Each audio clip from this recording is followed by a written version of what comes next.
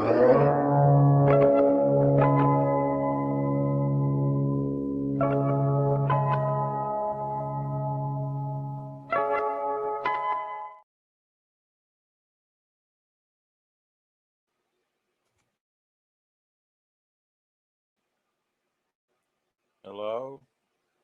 faithful.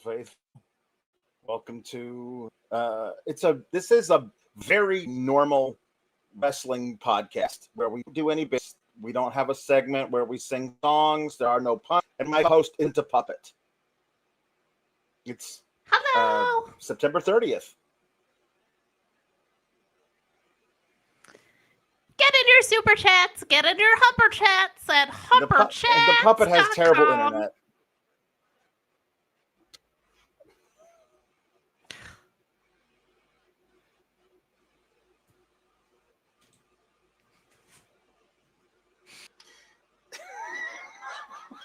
This is terrible. Kate, the puppet needs to pay for better internet. I'm sorry, Kate.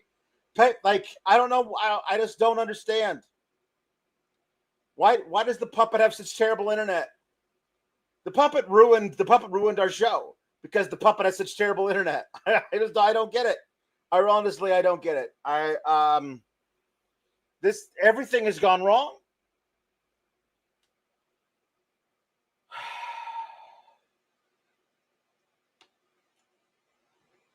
I don't know.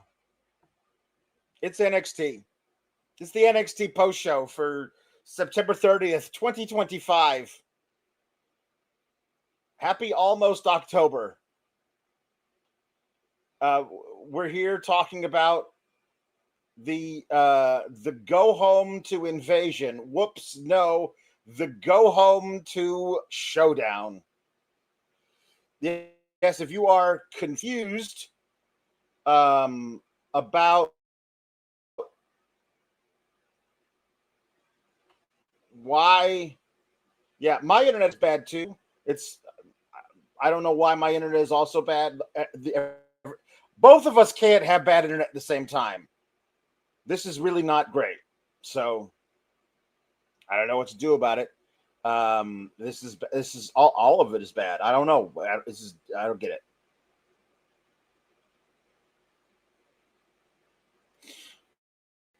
If you are confused as to why it was Invasion and now it is Showdown, the answer is stuff.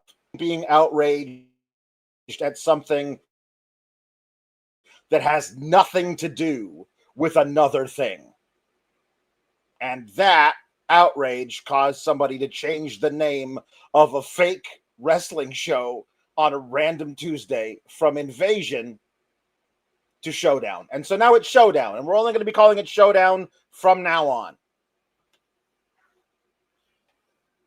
That's what we're doing. And we're going to talk about how utterly terrible the concept and execution so far of this NXT versus TNA show is. I just don't understand it. I just don't understand it. It should be, theoretically, it should be easy.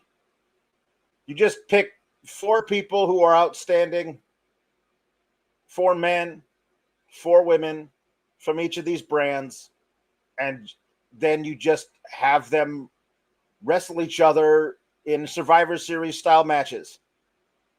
But instead, they messed it up. Right from the beginning, they messed it up. Because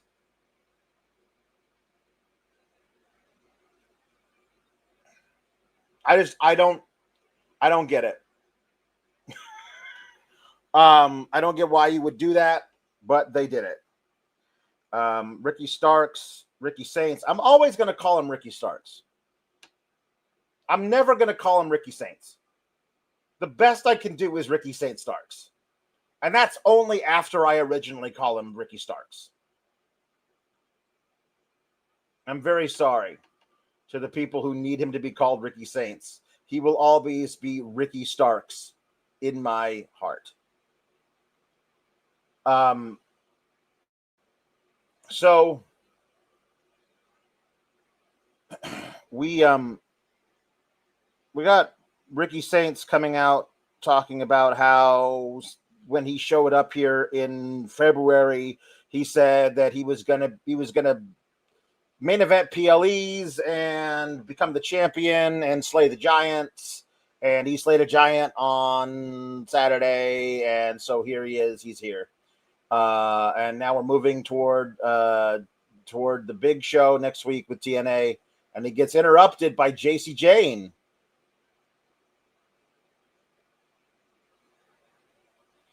JC Jane comes out and is like, "Hey, Ricky, congratulations and everything, but I really didn't come out here to talk about that. I came out here to talk about how we have bigger, more important things at stake next week. You literally don't. The world title for your company you work for is literally more important than this stupid bragging rights match that you have. That is a literal stunt that your bosses are pulling because the Major League Baseball playoffs are forcing the number 2 promotion, AEW, to move from Wednesdays to Tuesdays for 1 week only. And whenever that happens, as it does every year, your bosses do the Michael Jordan meme. And I took that personally. This is not a thing they did to like try and horn in on your action. This is the night they got moved to by the network they are on because sports. That's it. And so they decided, hey, this year, let's do a meaningless bragging rights match. 2 of them, honestly.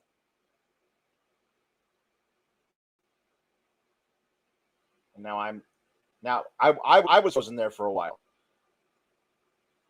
I don't know what we're doing here. Ava interrupts JC and says, "Yes, you're right. We do have more important things at stake." We do have more important things at stake, and that's why I had the idea that I would make each of you team captains for Team NXT versus TNA. So Ava and Santino were both supposed to choose their teams. That was the assignment given to Ava last week. Ava gave herself that assignment. And rather than actually, do any work, she picked one person for each gender and says, you pick the rest of the teams. That's so dumb. That is literally so dumb.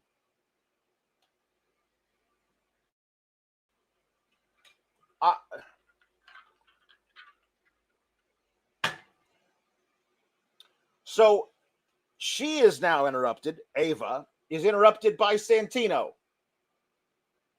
Santino comes down and says, I will also pick team captains, and the team, not the team captains. That's a different thing.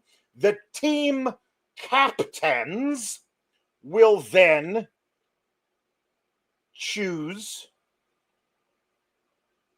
their other teammates. And he says, first of all, I don't trust Trick Williams because I'm afraid, much like his namesake, he will do a trick. He will pull a trick. He will pull a rabbit out of a hat, and he will do a trick. And he says, we can't have that. So the champion of TNA for the men can't be the can't be the team captain of TNA.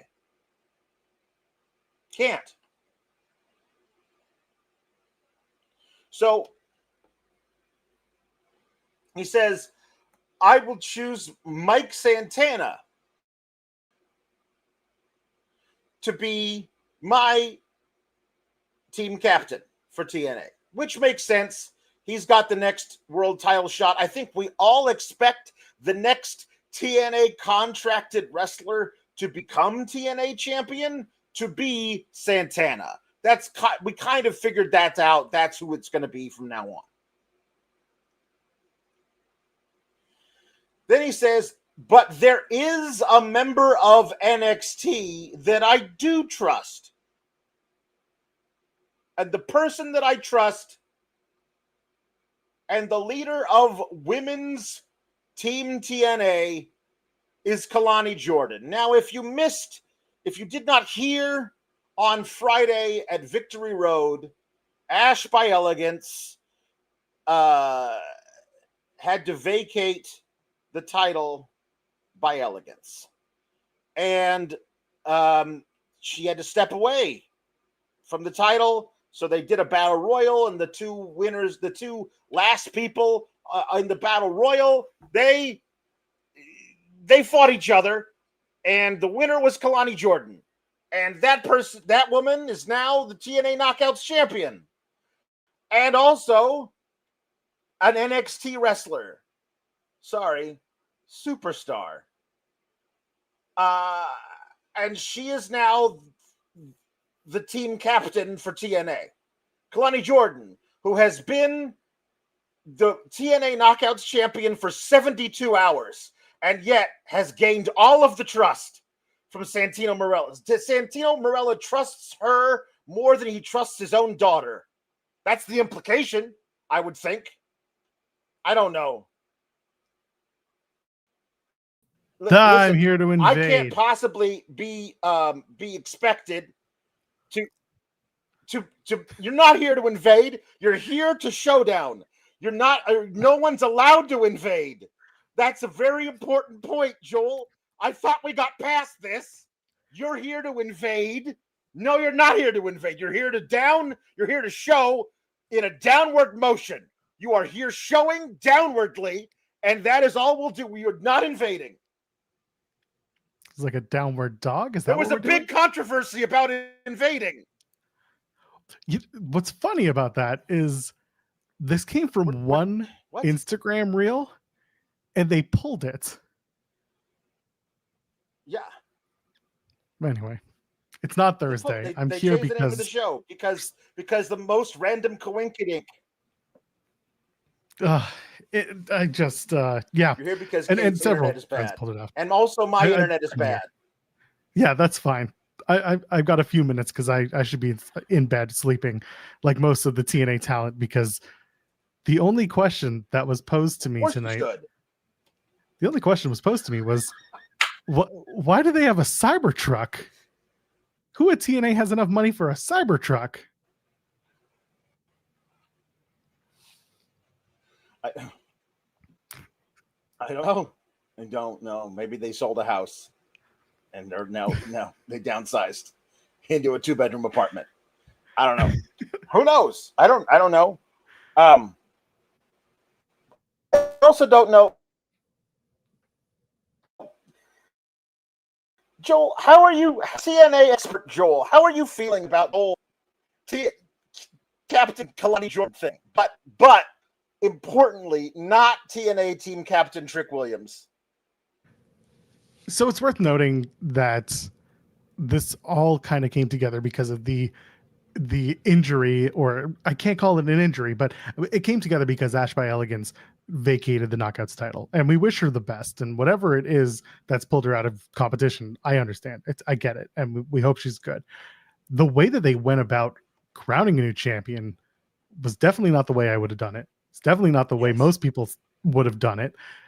And for them to go and have Kalani Jordan come in for a 2-week stint as Knockouts champion just to have Indy Hartwell presumably win the title at Bound for Glory, it's back asswards. And not that even Lei Lee should have won the title in TNA. It should have been It could have been literally anyone, but they really just, from a creative standpoint, have continued to drop this ball over and over again. And we talk about it on Thursdays, and I talk about it on In the Weeds every Monday through Friday over on Fightful Overbooked. It's not good, and it needs a lot more care than they've given to it. I'll tell you that much.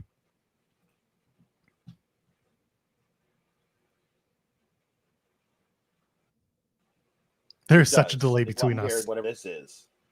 So JC Jane actually makes a good point. She says, "Why are you you've been the champion for 10 minutes? Why are you the team captain of TNA, but Trick doesn't captain? That doesn't make it sense. It's always when the talent gets a call out, terrible creative on screen. That's always my favorite."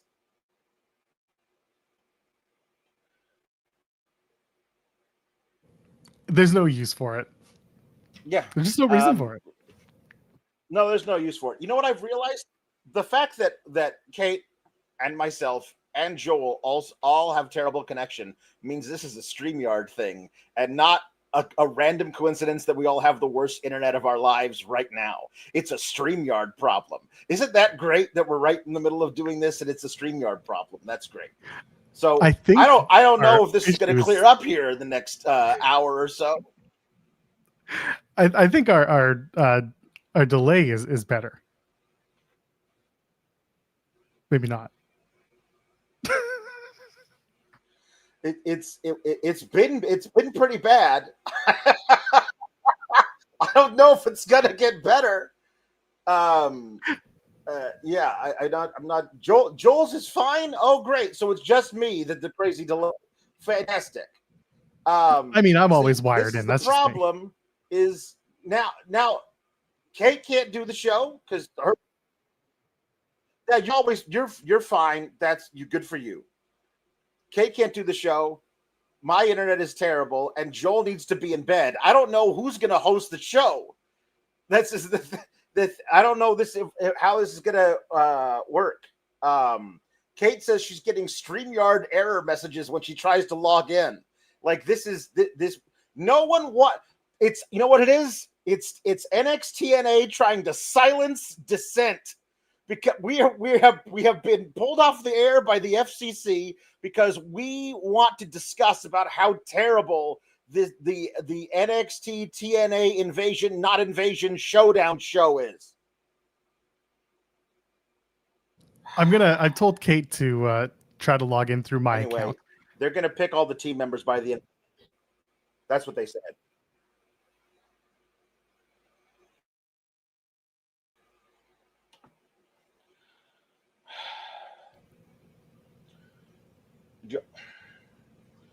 Joel, I have to abandon the show for a second so that I can see if I can log back in and be better. Okay. So I don't mean to leave you here, but this isn't working. It's okay. I'll be back whatever way I can. It's a rotating cast of guests and a rotating cast of hosts. So now you got me, and here's the best part. I'm on my dinky camera. I'm not even. This is the camera I use for therapy. My 4K camera. I powered it down for the night. I'm done. It's just me. I'm doing the NXT show now. TNA has officially won the NXT war. It's over. I have won. I am the guy who runs the show. And I didn't take any notes tonight. So all I need to tell you is that TNA wins again. And don't listen to Kalani Jordan because she may or may not have spoiled the Knockouts World Tag Team Championship results for the match on Thursday. But she just said in my opinion. So clearly it's going to be okay.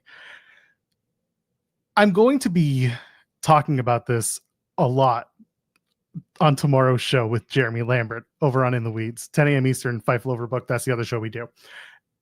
And on top of this, this entire show, this entire showdown idea has been snake bit from the start because they have a TV show that runs it doesn't run live. And on top of that, TNA has the issue of having a pay-per-view, their biggest of the year, and they can't plan accordingly because they're trying to run stories through a live show while having taped shows in advance. And as a result, everything just gets off course.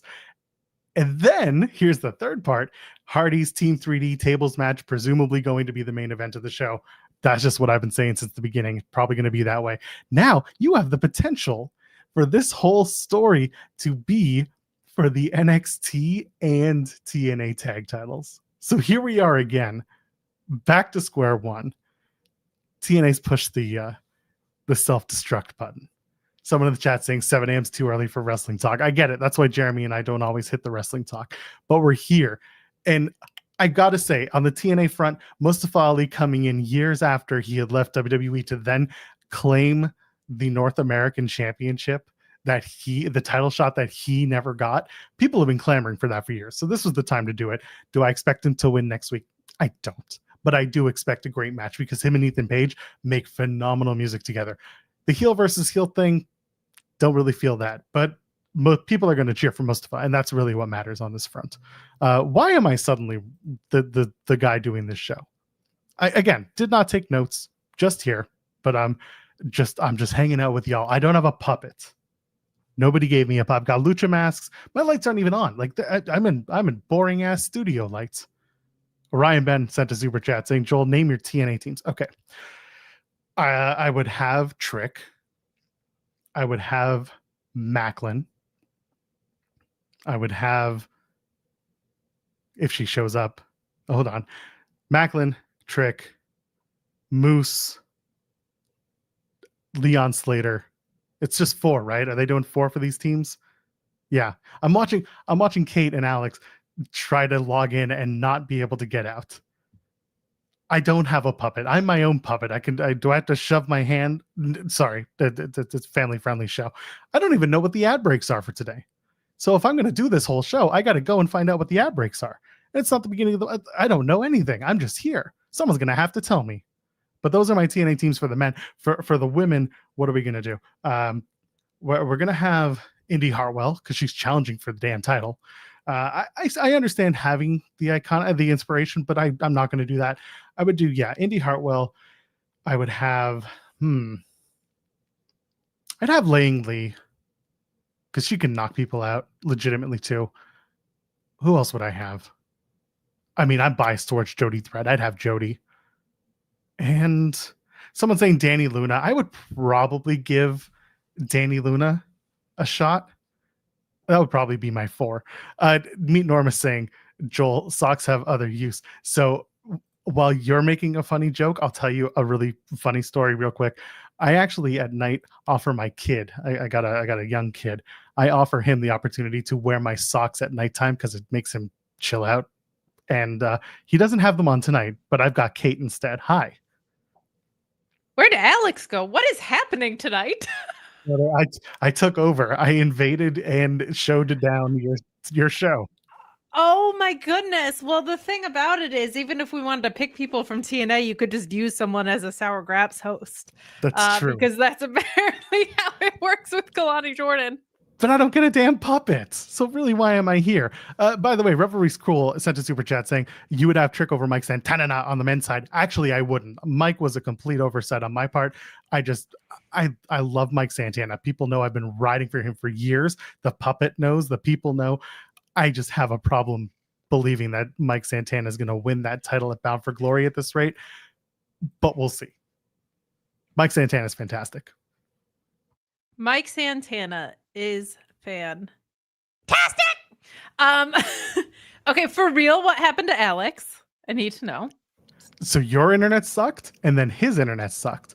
And then while his internet was sucking, there was a big lag between us. So he said, I'm going to go and I'm going to come back. The two of you have both tried to come back and forth simultaneously throughout the last 3 to 5 minutes. There were some StreamYard notifications that I got, so it might be an issue with the client as well, but the three of us are here. I don't know how far you got into it, but I'm happy to chat with you if you actually started the review portion, but if you've just been handling super chats and humper chats, that's great. Did we pick a pun topic yet? No, I ran in to say hello and to do this is an invasion. And you got stuck hosting? And then I suddenly was taken over. I'll save. You're gonna go away until Alex comes back, but this is her. Hi, We'll her. do puppet like Sesame Street Muppet pun. I have to wait for Alex to be back to do that. He'll get mad if I do Muppet puns without him. That's fine. We could do we'll think of something. But I'm sorry that you got stuck in our weird vortex of bad technology, but did you just kind of give your thoughts overall? I think when I was trying to pop it out, you were saying that like the TNA side of things just doesn't really have a lot of care paid attention to it. Yeah, and like I was talking about, the TV is booked off from the live NXT. They're trying to tell their stories on a tape program while coming to NXT and doing the live stuff, and they can't find, for whatever reason, a way to kind of synergize their products. And at the same time, they have Bound for Glory coming up, and some of the matches are like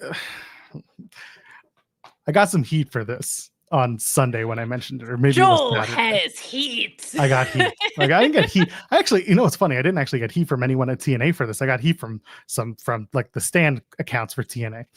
I said, your match of Victory Road with Macklin and Frankie Kazarian for the international title, the title that TNA has dubbed like the workhorse title, the 1B title, whatever you want to call it.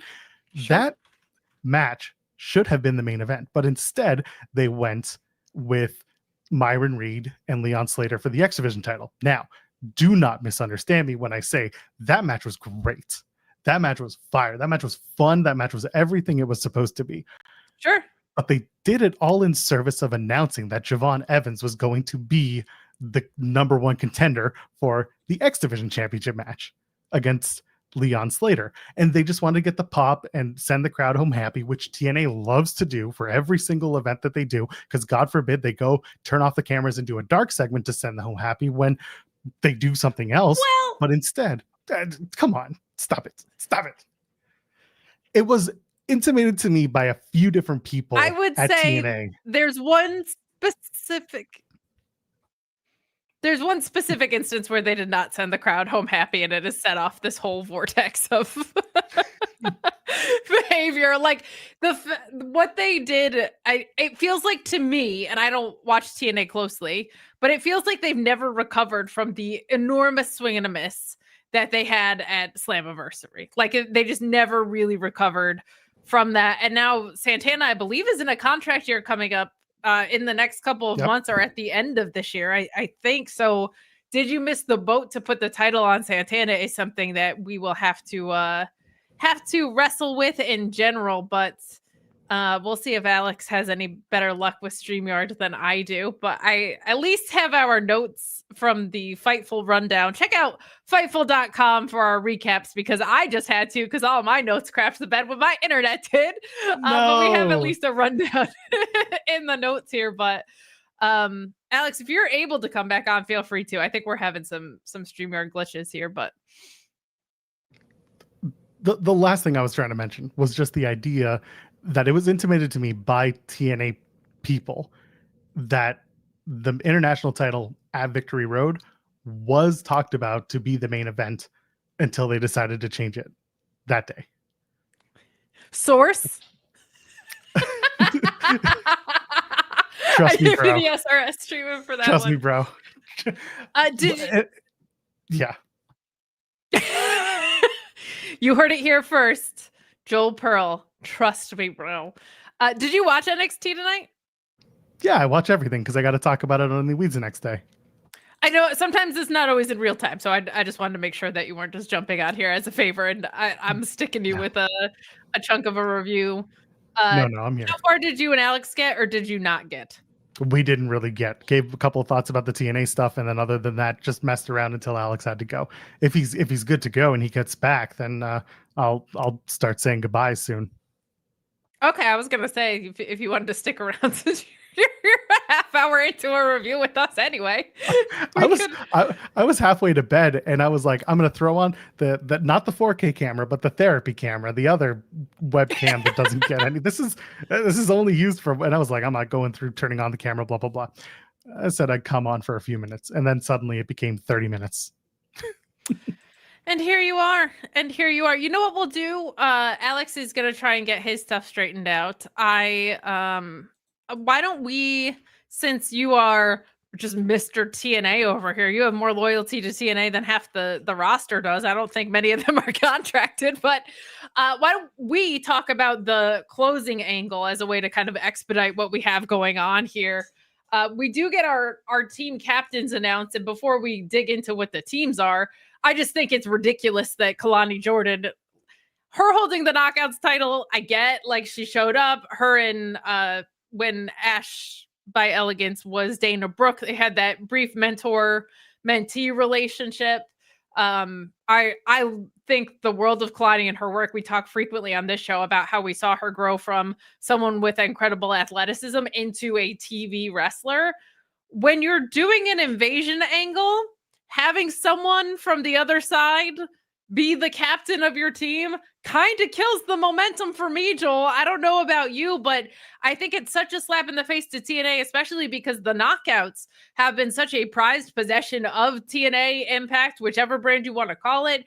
Like, women's wrestling was always at the forefront there. It was always pushed in the right directions. It was pushing women's wrestling forward in a time where women's wrestling wasn't respected on American television on the whole. And now, what do we even say about this? I know there's the Masha Slamovich issues, which are what they are, but she's not the only person in this Knockouts division that has worked hard, shown promise, etc. Let's talk about our leaders here of this fearless, scary angle. How are you feeling as someone that does follow the TNA product about Kalani choosing for the other side, so to speak? Man, Indy Hartwell's right there. And you brought back all of these women who are former WWE talent. Don't think that wasn't lost on a lot of people. Everyone in that ring is either currently contracted or they're going to be recently contracted. And that's just, it's obnoxious. You have Danny Luna, you have Jody Threat, you have even Zaya Brookside Langley. Like, those two at least are a little further away from their releases. You went with the most, I don't know, expected people in this case. And with Kalani, I mentioned it with Alex. They got stuck in a really shitty situation when not only the stuff with Masha and the allegations and the investigation, but also Ash announcing that she's no longer able to compete, that she had to drop the Knockouts title. She forfeited the Knockouts title. They kind of had to back themselves up against the wall. And instead of setting up a new opponent for Indy going into Bound for Glory and just having a vacant Knockouts title match at Bound for Glory, they decided, oh, let's put the belt on someone because we got to do this Showdown event. And the TNA champion needs to create some sort of Stone Cold Invasion-esque storyline out of this. And it's just, it's lazy. It's just lazy.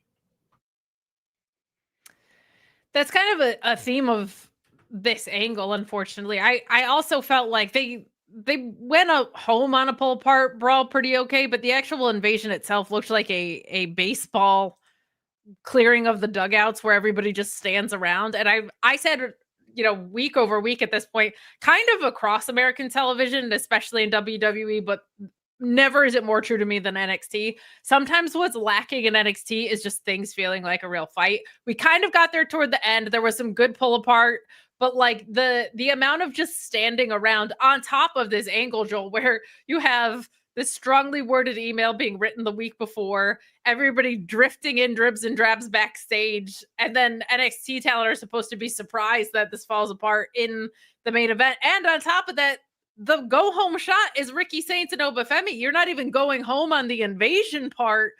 Like, this is all felt lazy. Lazy's a good word, and it sounds harsh, but like I don't know what else the reasoning would be for such a thing like this. This did bookend the show. We did open with Ricky Saints appearing in the ring for a promo, but being interrupted by Fallon and JC pretty much immediately, who announces that she and Saints will lead Team NXT.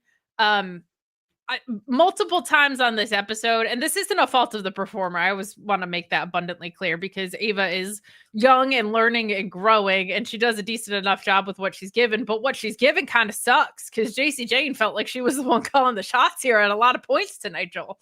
I give her full marks. I know she's not everyone's cup of tea, but she really showed out tonight. And yeah, she's a little over the top with her mannerisms and the way she speaks, but when she was announcing her team, like she put more gusto into that than anything that Kalani Jordan was doing. Like JC Jane has been that girl that people just don't want to admit is that girl. She's very good at this. And you know what, with Ricky, it was so weird going from the week before No Mercy, he's like, I have my eyes on the prize. All I care about is the title. I just want this title. Now he's got the title, and suddenly he's got to man the team against the company that he just doesn't care keeps showing up. He's just like, oh, I'm the champion, so I guess I have to captain this team. He could have been like, nah, I don't think I need to do this, but okay, I guess. Yeah, I'm with you on JC. Like our complaints about JC on here are usually the fact that she was like always booked as second, third banana, whatever for a long time. And then she's supposed to be this champion and they kind of reinforce that she's beatable with all the interference and stuff. Right. But her matches have been really good. I don't think we've ever had a problem with her character work. It feels like there's a ceiling over what she's given sometimes, but I thought tonight she was strong to the point where it was a problem. I actually thought Ava kind of looked weak in this. I want your thoughts on the teams we get here. You know, I saw someone in my reply say like, man, Tasha Steelz would have been such a good shout because she kind of feels like a TNA knockout through and through. And she has so much personality. She's so vibrant. She's so energetic, so charismatic. Every word that goes along with that, any synonym you want to look up of what I just said, I feel like that's really true. Do you have the team breakdown? Sorry, my notes are all over the place and I'm scared to try and pull anything up. give me 2 seconds, I'll pull them up. Sure. For the women, no, I'm not even gonna try. Here we go. The field is set. Coming from Fightful. For the women's match, Team NXT is JC Jane, Jaida Parker, Sol Ruka, Lola Vice. On TNA side, Kalani Jordan, The Inspiration, Jassy McKay, and Cassie Lee, and Mara Sade. So that's the women. On the men's, do you want to take it match by match, or do you want to go both the matches? Let's name both teams. Yeah, well, okay. I want to see what Alex is up to in some of this, but sure. That's fine by me. I'm just a guy. On the men's side, Team NXT is Ricky Saints, Trick Williams, Javon Evans, Miles Bourne. On Team TNA, Mike Santana, Frankie Kazarian, Moose, and Leon Slater. Okay, let's talk. You know, Oba being absent from this, I didn't realize until we were just talking through this now, kind of feels. I understand why he's not, but like him and Moose having actually had decent matches and like being a focal point of his title reign at one point does kind of feel like it's empty because otherwise, like, who is Moose really feuding with on the other side here? What are your thoughts on the matchups we're getting out of this? Team TNA, like you said, is all guys from TNA. I appreciate that. Moose has been wanting to be a part of this forever. Sure. Leon Slater is a high profile match at Bound for Glory against Javon Evans. Frankie is Frankie. He's been around he's been around forever. You know, TNA exists with Frankie Kazarian in it from the first episode.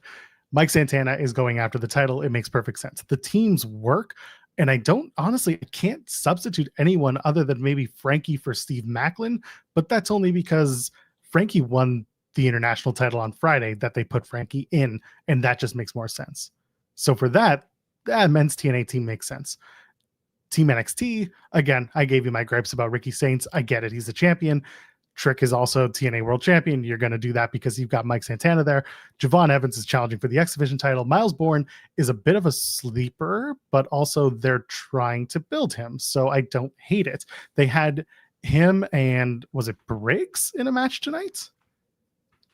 And the winner, yeah. So Miles Bourne and Josh Briggs did a match to basically determine who was going to be in the match. And then on the women's side, they did the same thing with Lola Vice and Fallon Henley. So at least they did a little bit of stakes to get into the show. So I appreciate that. And Miles Bourne is special. So I like those teams. I know the stories they'll tell. This is the only match that I expect TNA to win. Sure. That's a good point. I think it's It's tricky because of a few things, right? This is actually a nice segue into Santino Marella interrupting and announcing that Santana and Kalani were going to be the captains of Team TNA. He also says, like, let's be real though, this isn't a partnership. This isn't an invasion. This is a partnership that has turned sideways. And to me, I'm kind of like, I don't know, maybe you have a better take on this because you follow TNA more closely, but do you feel like we have a real reason why? Because like everything that they're annoyed at NXT about, it feels like they should be annoyed at Carlos Silva about, in my opinion. Like it doesn't feel like like they shouldn't be mad at NXT for the fact that their challengers won, right? Like they should be mad that their owner is the one that's been like shopping out their product to the other side. I feel like this could be salvaged if we got like the promo of Matt Cardona's life representing all of the talent that were released, that were overlooked by WWE, that were let go. Like there's something really interesting if there's a resentment there, but that feels so backwards in the correlation with the build that we've gotten, Joel. Like I really feel like they could have done something compelling here, but it feels stalled and rushed at the same time, which is, I feel like happens with invasion angles all the time. But like, I don't feel like the justification for this quote unquote invasion is even vivid enough to get us there, because it doesn't feel like it's NXT's fault for having won matches. There hasn't been overwhelming amounts of cheating. Kalani didn't cheat. You know what I mean? It's like, it's kind of your GM's fault for putting them in that position. Something I'm saying on the baseball side a whole heck of a lot more these days than the wrestling side. But as someone that watches the TNA product, do you feel like the animosity has been built on the TNA product at all to get to NXT, or are you kind of in the dark with where we're at on this too? What started off as a partnership that showed TNA getting new NXT talent who are getting reps that they're not getting on NXT and they're not getting on other WWE platforms, to whatever this is, it has not expanded properly. The frustration, and again, I said this on In the Weeds when our pal Ryan Lambert mentioned, please explain Friday's Victory Road results to me like I'm 5. And I said, so this is chair in hotel rooms. And I realized a 5-year-old probably shouldn't be hearing about those chairs, but it gave me a perfect opening to make the point. TNA has not had a win coming through this. And on top of that, they've just been mistreated the whole way through. So I understand that TNA is not WWE. It's not NXT. If you want to talk numbers, TNA is nowhere near what NXT can draw on CW.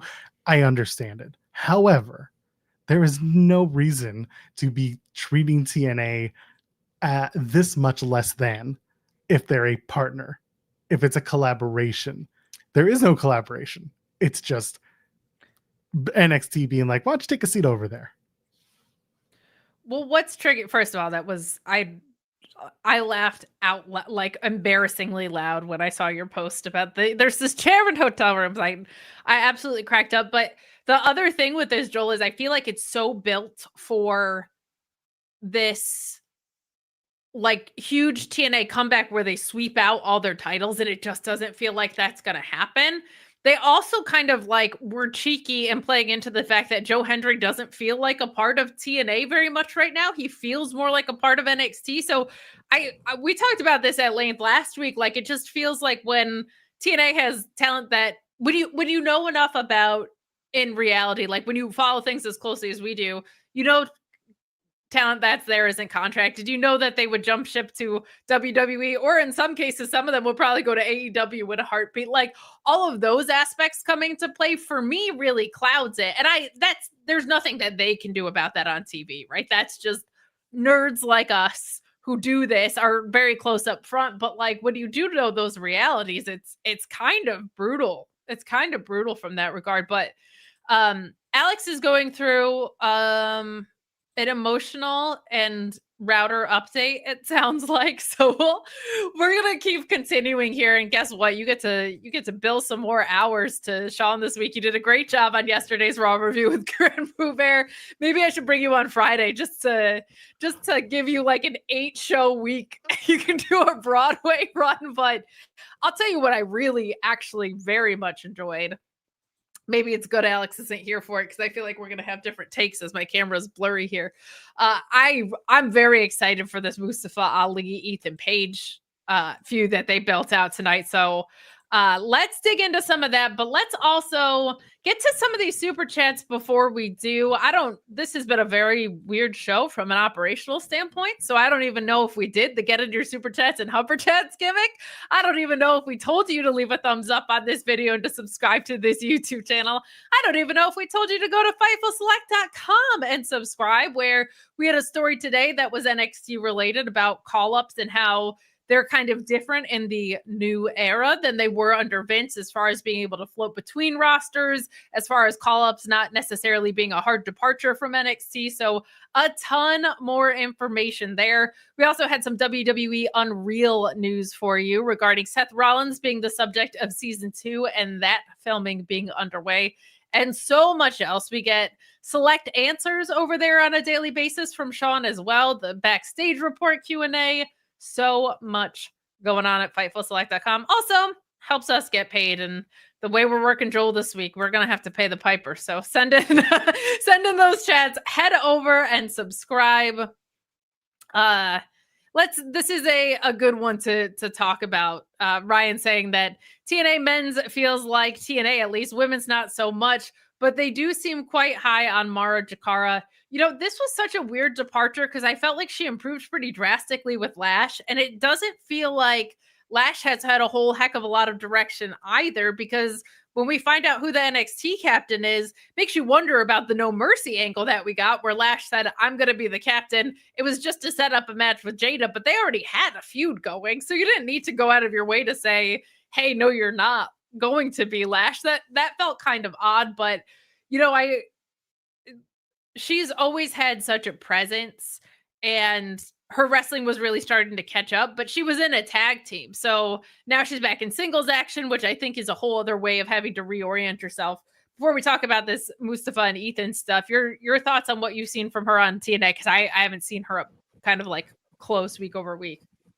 It felt like when Mara Shade was released, she had a fire lit under her. She went in, she did some indie appearances. To be honest, they weren't that great. And then she came into TNA, and I don't know who she's been working with in TNA, but she's been on screen with the Hardys. She's been on screen with a lot of the top talent in TNA. And as a result, she has absolutely delivered. I think that this has been a good run for her there. And on top of it, you can see that she is not done with wrestling. And I personally believe that if the door was open for her to return to WWE at one point, I think she would take that, she'd walk through that door, so to speak. No, she's definitely had a strong TNA run so far.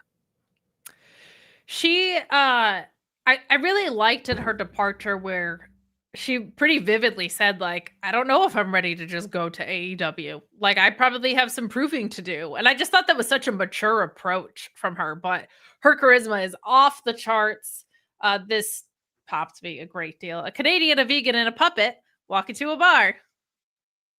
What's the puppet eating?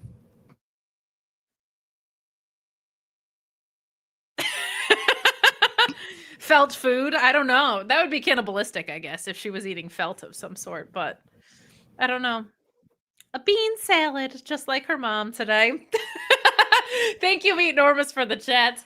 Let's do technology puns, because if Alex breaks back in here, that's been the theme of the night. We'll do technology puns. Techno Team 2000 is right there for you guys. I mean, you guys know that is my favorite to go, but Meat Norma said a bar car of a train long off the rails. Love y'all. Thank you, Meat Normus. Thank you, buddy. Tim McFowle saying, Joel, showing down tonight, don't say invasion, is more than TNA is going to get against NXT next week. This is the big TNA payoff. This is all TNA is getting is more time on our show here.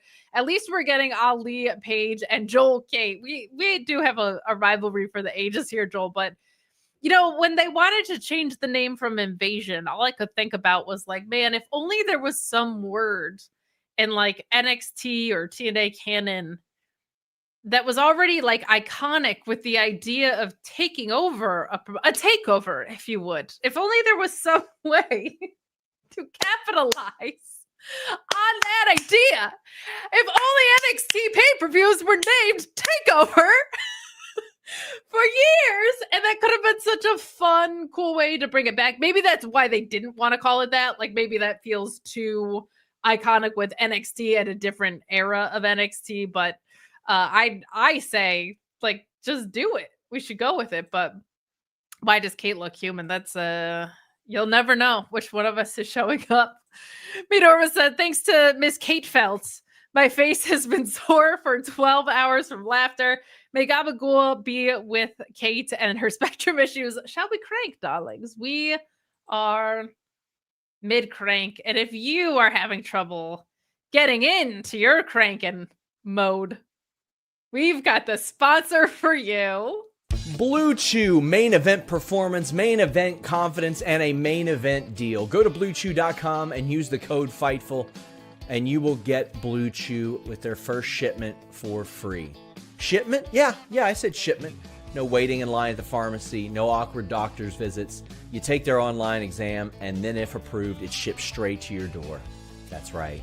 Same active ingredients as Viagra and Cialis, but in a chewable form and much more affordable. How can you pass up on this? How can you pass up on that confidence? How can you pass up on that performance? How can you pass up on making your sex life better? That's what Blue Chew is here to do. You don't have to have a problem to use Blue Chew. Just get that additional performance. BlueChew.com and the code FIGHTFUL. I'm kind of upset that you didn't go with, and if you're mid-crank. Well, if you're mid-crank, you probably don't need it. You know what I mean? I mean, you might need it. I mean, it might. You want a little extra, you know. If you need to crank it up a bit, that's fair. That's fair. Yeah. It's so funny because I got cleared to do live reads, but they're saying no live reads tonight, suckers. I don't have the copy for Blue Chew ones, but I will get them, and I will make probably very apropos segues, but to myself is a different ball game. You know what I mean? I get it. Let's talk about this Ethan Page and Mustafa Ali thing, because I love both these guys individually. I'm automatically biased. I love Ethan Page kind of being, he's just a heel champion that wants to wrestle and everybody's coming after them. And sometimes that simplicity is beautiful. Like sometimes you need that. And that's what Ethan Page is. They have him stretched sometimes into comedy heel, but sometimes into what his wheelhouse as a heel is. And I think that's great. And I love, Alex would have liked this. See, this is why it's a bummer that he's not on.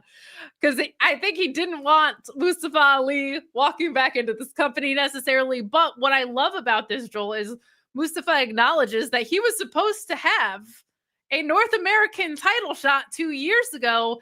And this is the first person to A, acknowledge that he used to work there, right? And B, is picking up where he left off in this really, really organic way. You have Ethan Page saying, well, I did it again. I have people from AAA coming after me. I have people from TNA coming after me. I've got people from NXT coming after me. And I like that Ethan Page actually defends his title and wants to, both in kayfabe and out of it. And I love Mustafa Ali being like, I have unfinished business with that. And so now I have unfinished business with you because of that. And Ethan's like, well, how are you going to get a title shot? He says, by politicking my way up, of course, which is his current iteration now brought onto NXT. This was all aces for me. I love both these guys separately. I feel like ring-wise, this should be a really fun matchup too. I really think Ethan is extremely versatile in who he works with. And I think Mustafa Ali is one of the best at what he does in a wrestling ring. Two veterans with an actual beef that makes sense here. I'm all for this. I'm excited. Yeah, so I'm feeling it. I'm into it. I just again, my nitpick is always we've got two heels going for the title. And that is a little annoying to me because it could be who's gonna out MF the other to win their match. But also, again, I like Ali coming in and being like, yeah, I'm owed this title shot and I'm gonna politic my way to the front. And I thought that was perfect for him. The Ethan Page character continues to just operate on a level that I appreciate as a Canadian. I think the match will deliver. I see no reason for it not to with these two guys. But again, it's one of those, I guess we'll make good on something. We'll show some fan service and everyone wants to do this. So it's fine.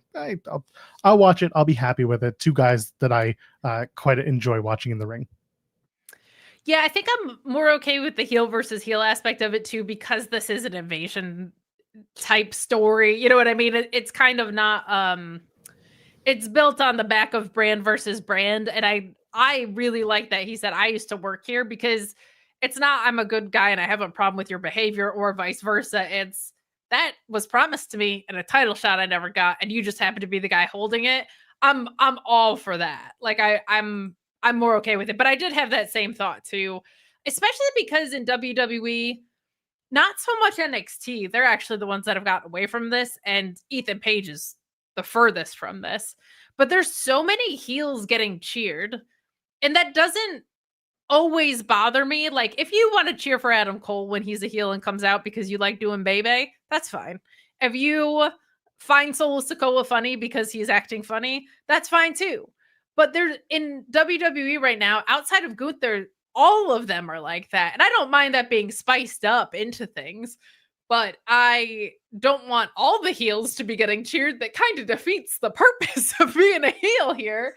But I like this because I think Ethan will hold down the fort on the heel side. I feel like Mustafa kind of working face for this just because people are gonna be excited he's back. I think we heard a lot of that tonight. I think that's fine if he kind of steps heel adjacent for this one, but yeah, no, it makes perfect sense. Getting those humper chats. This is a funny little show going. We're gonna work through it. I'm very thankful Joel is here and decided to stick around, even though he has morning show and dad duties. We appreciate it. If you need to submit your invoice while we are talking, you're more than welcome to do that, because I know we got deadlines around this place. But my dad chiming in and saying, guest puppets kill internet performance. Greetings from the Elizabeth Pringle clan. Everything sucks except puppets. So let's just recap real quick for those of you who this, if legitimately, if you need to do your invoice, this would be a good time. This is me. This is me now. I feel like we have a very loyal crew that comes back week to week, but on the off chance that you're like, what the heck is this puppet doing here? This is how the timeline unfolded, okay? Way back when, let's take it back even further, okay? I've explained this story, but if you're new here, we'll catch you up to speed, because now the puppets are actually here. Well, mine is. And Alex's router update is at 87%. We've got time. Alex and I have done a podcast on Fightful Select, where you can subscribe for $5.99 a month, where wrestlers who have been in movies and put on bad movies, we review those movies over there, okay? And then Sean Ross Sapp went into business for himself and asked us to review Hot Rod just because he likes it. There's no wrestling connection in it really at all. And then he was like, I'm going to need you guys to review Freddy Got Fingered, because I think it's so bad, like 15 minutes into it, that it's intentional. And we were like, well, no. And then Alex said, for $1,000 a piece. And that ended up being bartered down to custom puppets of ourselves that have, well, mine has arrived from Bulgaria, from an incredible puppet maker, and She made her debut yesterday. I really wanted to do a vignette for her. Like, have her be like, Puppet Kate, and like walk down a ramp. But we'll get there. We're having fun. Keep those super chats coming. Puppet Kate by Elegance. I feel like M by Elegance has been doing some outstanding work, as has Heather Mon H by Elegance. I think she's been great too, but I feel like people have gotten to see what Maggie Lee could do. It would be cool if angles like this included stuff like that, like some of the newcomers to TNA, but they really seem to have just said, were you previously in WWE? How about you fight for the other side, but also in WWE? So let's we'll save these puns if Alex is getting a little bit closer on the old router. What else should we talk about? Well, let's talk about this because we get your TNA thoughts on it as well, but we have Javon Evans and Leon Slater defeating the Culling. This did do the job, I hate to admit, of making me excited for their singles match, which I was already excited about. But the reason I say I hate to admit is because they use this can they coexist for one match trope constantly. It's such a lazy setup. It's a crutch to them that they use all the time, as well as Dark State versus Joe Hendry and two other people. But these two are going to be really, really fun to watch in an X Division match. Like that's going to be a blast. I spoke to Chris Bay at WrestleCon when they were here for SummerSlam, and he had just the most wonderful things to say about Leon and how he is just going to light up the future for this company, how he's already doing that now, and how great he's going to be for that division and for this company. I would encourage you to check that out because Chris Bay, in about 10 seconds of talking to him, I'm sure you can attest to this, Joel. Like, you're just like, oh, you're just like a special person. Like, your whole energy is incredible. What did you think of this match? I feel like the setup is lazy, but the Culling are there to serve their purpose, and they do a good enough job with that. You didn't know there was no hesitation about who was going to win this, I feel like. But what did you think about what we got out of this? It was a great preview for what you're going to see at Bound for Glory. And also, Sean Spears is a special guy to work with. He's easy to work with. So for that, the match was good to watch. And again, Javon Evans is a very special talent. Leon Slater is a very special talent. The two of them going at it is going to be, again, a fantastic match. But I add, it's lazy to just tag them up and just be like, can they coexist? When they've already been like, nah, I respect you, bro. If we're gonna have a great match, it's gonna be a banger. And then they kind of push and shove, and next thing you know, they're just kind of done. So the match happened, and then they push and shove for a minute. You know, this is the appropriate setup to use this trope too, because they're from different companies. So if you wanted to run an angle like this is the right time to do that. But unfortunately, they use this as a crutch so much that you just kind of roll your eyes and say, another one of these. But like, this would actually be the time to do that because you're introducing someone that the audience doesn't know. A lot of people found out about his accent too today, which was very fun to see. Sure. I'm going to be back in 2 seconds. Hang tight. Actually, be back. I will be back. Well, there you go. We're just a rotating little cast. Thank you guys for hanging with us today. Let me see if there's any chats I can get to while I am hostless. I'm going to save these puns for Alex because I think they'll appreciate them. But Tim McFowell saying, Ali channeling his inner KO made my heart sing. He kind of did. He kind of did in this. I agree with you. What I love about Mustafa too is I feel like there's never been an environment where I'm like, he doesn't really fit here. Like, he Best of the Super Juniors, working like New Japan Strong shows, he fits in there. TNA, he makes it work, even though I feel like that presentation isn't, I feel like it's the least matched to his strengths in a sense, but he's still great in it. You know what I mean? He just knows how to be a chameleon to whatever environment he's performing in front of. And I think that is an extremely underrated skill as far as being a pro wrestler. Indies, he was playing to rooms that like were sold out to the gills in an extremely like vulnerable and intimate way while still maintaining this character. Like he's really, really, really a special cat in pro wrestling. And credit to Ethan too on the other side of this. But I agree with you on Mustafa. He has that realism and that justification gene that Kevin Owens has a little bit as well. Any other thoughts on that? I know we kind of talked through that feud, but you've been watching Mustafa on TNA closer up than I have.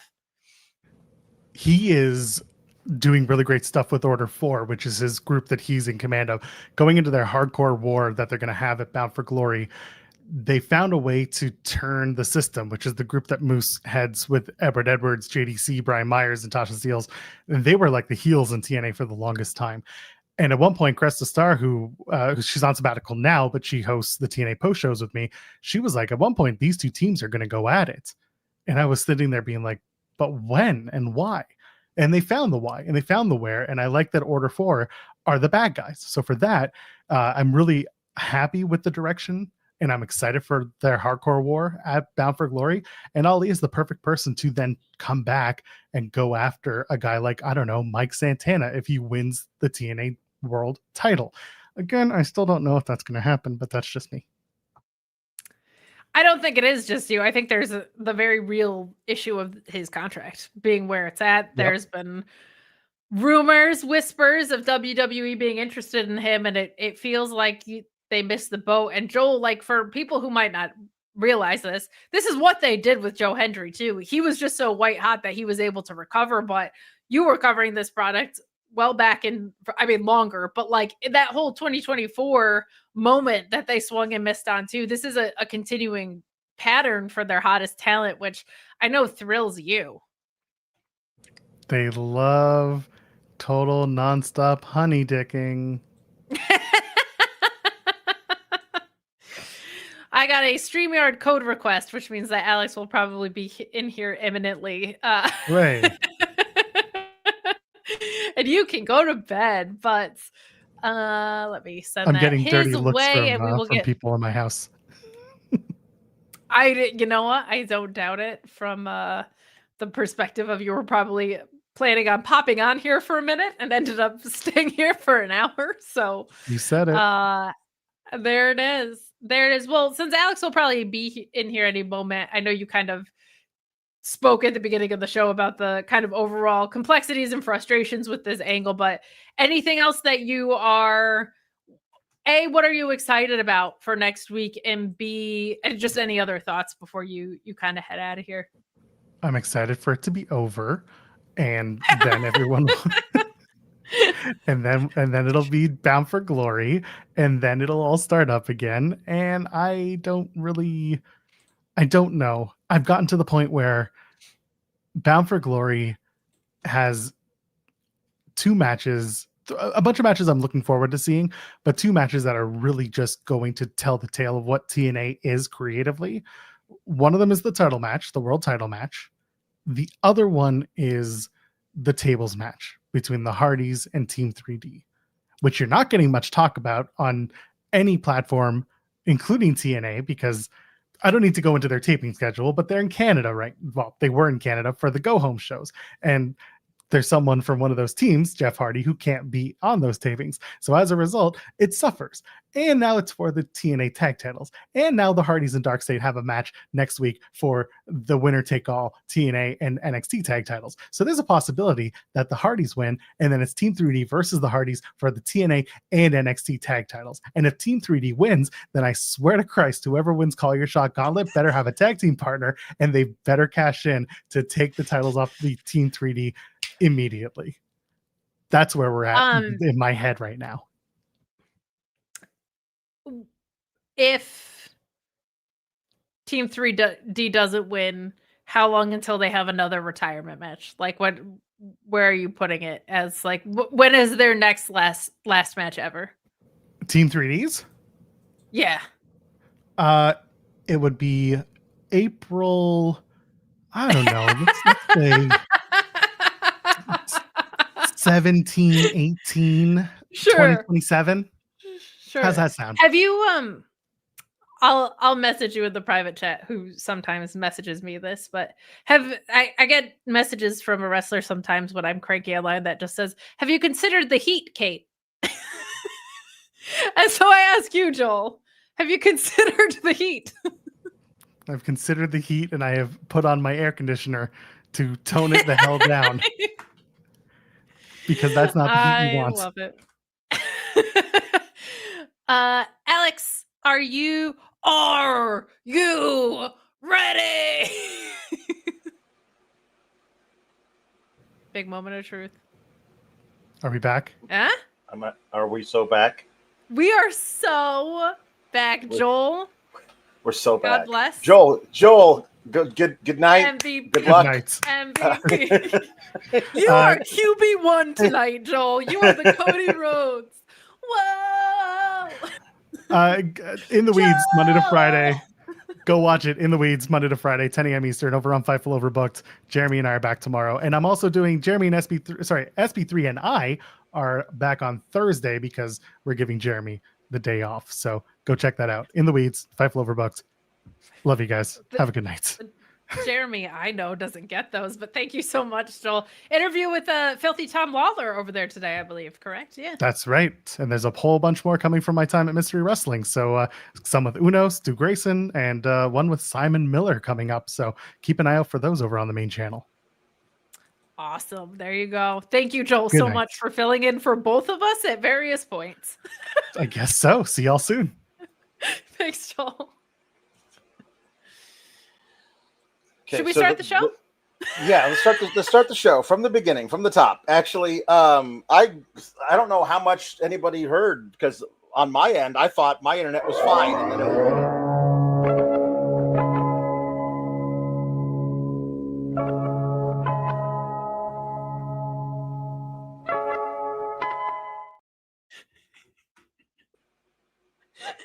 I should have known, but I should not have told you to start the show from the beginning. Because of course you would take that literally. It's just the longest show that's ever happened. Remember that show where we thought the Saudis were buying WWE and we did a 4-hour NXT review where we didn't actually review NXT, and at the end of it Sean was sitting in the dark smoking something. He was smoking a substance. That show was half as long as this show. But not as long as our Freddy Got Fingered review. No, not nearly as long as that. I'm so mad at you for no selling the bit. You should have been like, "Hello, Fightful Faithful." You should have been on it. No, sorry. Nope, not tonight. Not tonight. Tonight. Live from Bulgaria yesterday, and I am more on it than you. Uh-huh. She's gonna have to control herself today because we're She an is hour gonna and have- 10 minutes she's into gonna- this. She's gonna have to control herself. Okay, so We're doing technology puns because we both got screwed today, by the way. So thank you. Yeah, technology. Okay, we're doing technology puns. So, Kate,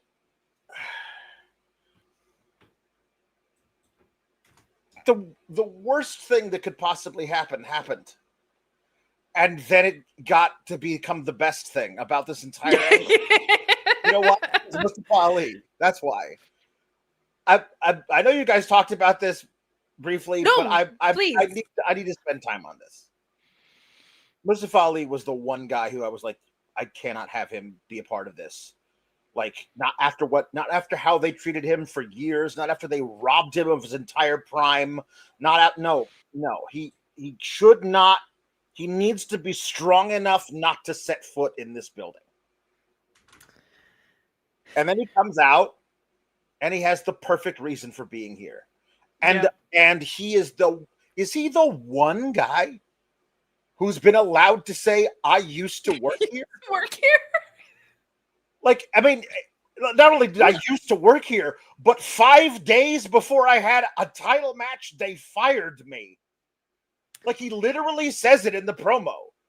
Like, I was like, on this date exactly, 2 years ago, I was supposed to have a North American title shot. And that day, the sun did not rise. God, I love Mustafa Ali. And He was great. Says that I received a phone call saying that my services would no longer be required. He says 746 days since that phone call. That is crazy. That's how long that it's been. And how we knew he was going to be fine. That day on Twitter, he dropped the vignette where he was the political candidate. Like, we were like, oh, this guy's going to take it. And then he did. And then he's been doing really good stuff in TNA. And New Japan. And New Japan as well. But were it not a statistical impossibility, they should totally just put the fucking title on him.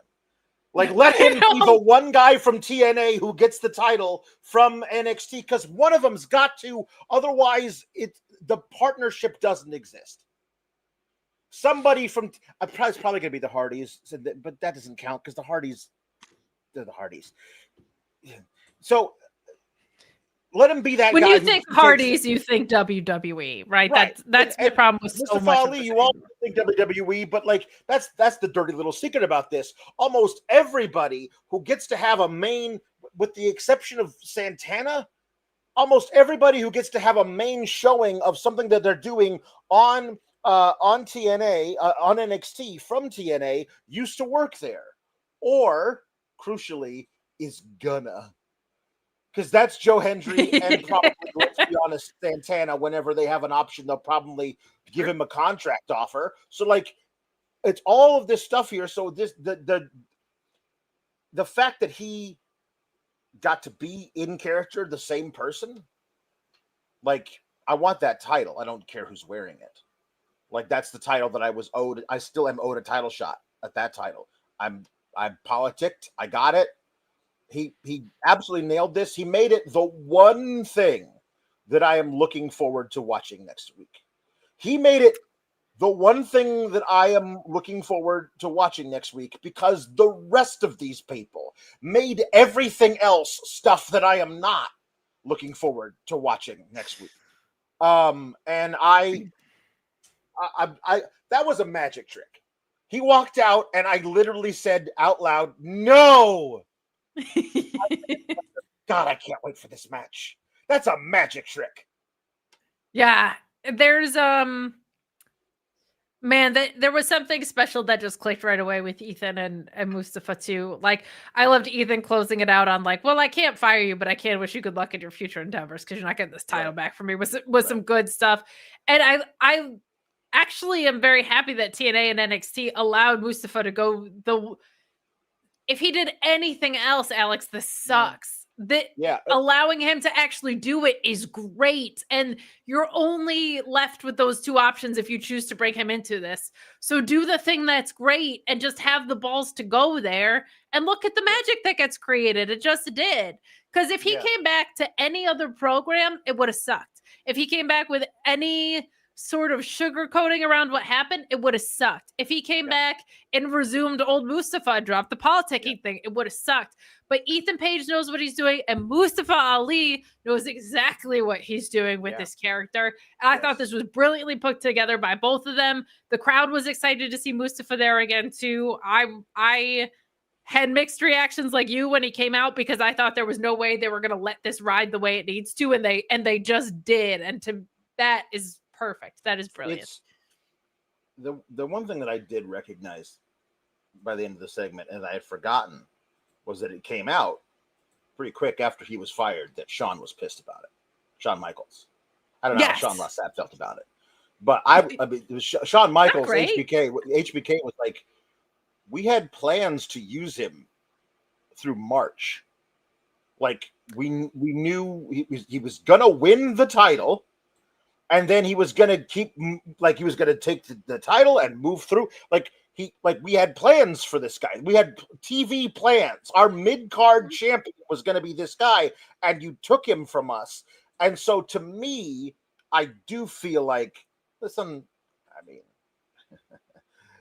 you look at his career and it's pretty obvious. Shawn Michaels has a lot of petty bones in his body.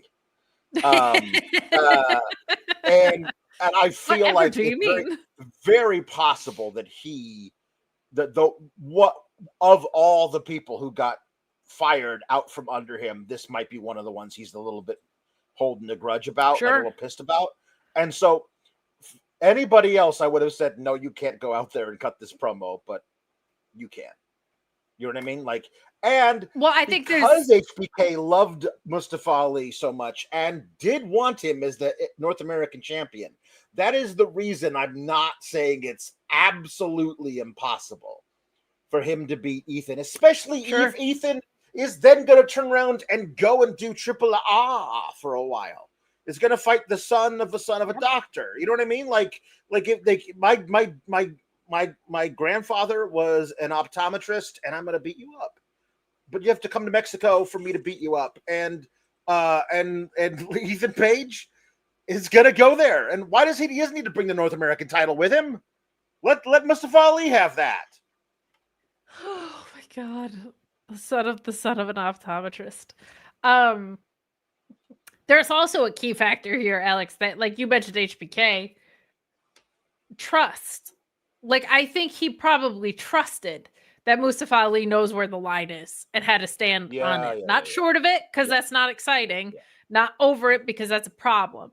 At the line. Yeah. And I feel like he did a phenomenal job of that, because he wasn't full of piss and vinegar about it. He just wants his damn title shot. And I loved that. And I loved Ethan Page being like, good luck trying to earn it. And him being like, I'll politic my way to the top. I thought that was fantastic. Yeah. Well, it wasn't even earn it. Like, you're going to cry until I give it to you. Like, no, I'm not going to do that. No, yes, that correct. Yes, thank you. I'll politic my way. And I think the world of both of these guys, and I also can't wait for the match. Gonna be it. Yeah. It should be excellent regardless of what happens. I think that I think that if Shawn Michaels had his druthers, I mean, he never would have gotten rid of Mustafa Ali. No, why would you? He'd be a guy who he would have kept on the thing. So to me, it doesn't feel like let's have a TNA guy win one of our belts. It's like, let's have the guy that I wanted to be this champion for a while anyway. You know what I mean? Come on. I think, and I feel like Ethan's the kind of guy that like he could go to TNA and get it back. Like, yeah, sure. He's such a reliable guy on the other side that like if he loses it, he can make something interesting 10 minutes later. Like he's not someone that it's like, oh, well, now that he doesn't have the title, he feels so lost, as often happens on NXT, especially on the men's side. It feels like we don't have 1-2 punches for when someone loses. There's no real follow-up, right? So I was nervous and I'm so excited. And I think you're right. Like Mustafa was such a consequence of the like Vince Triple H. Where does NXT fit into all that chaos? He was like in the line of fire of because he got released pretty shortly after the sale, right?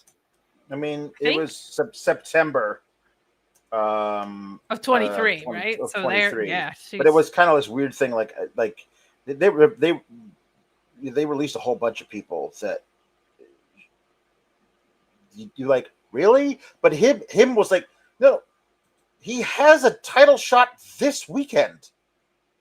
What? Yeah. Like, you know what I mean? And like one that we were pretty sure he was going to win. Like, if you followed the story, he was going to win that title. Yeah.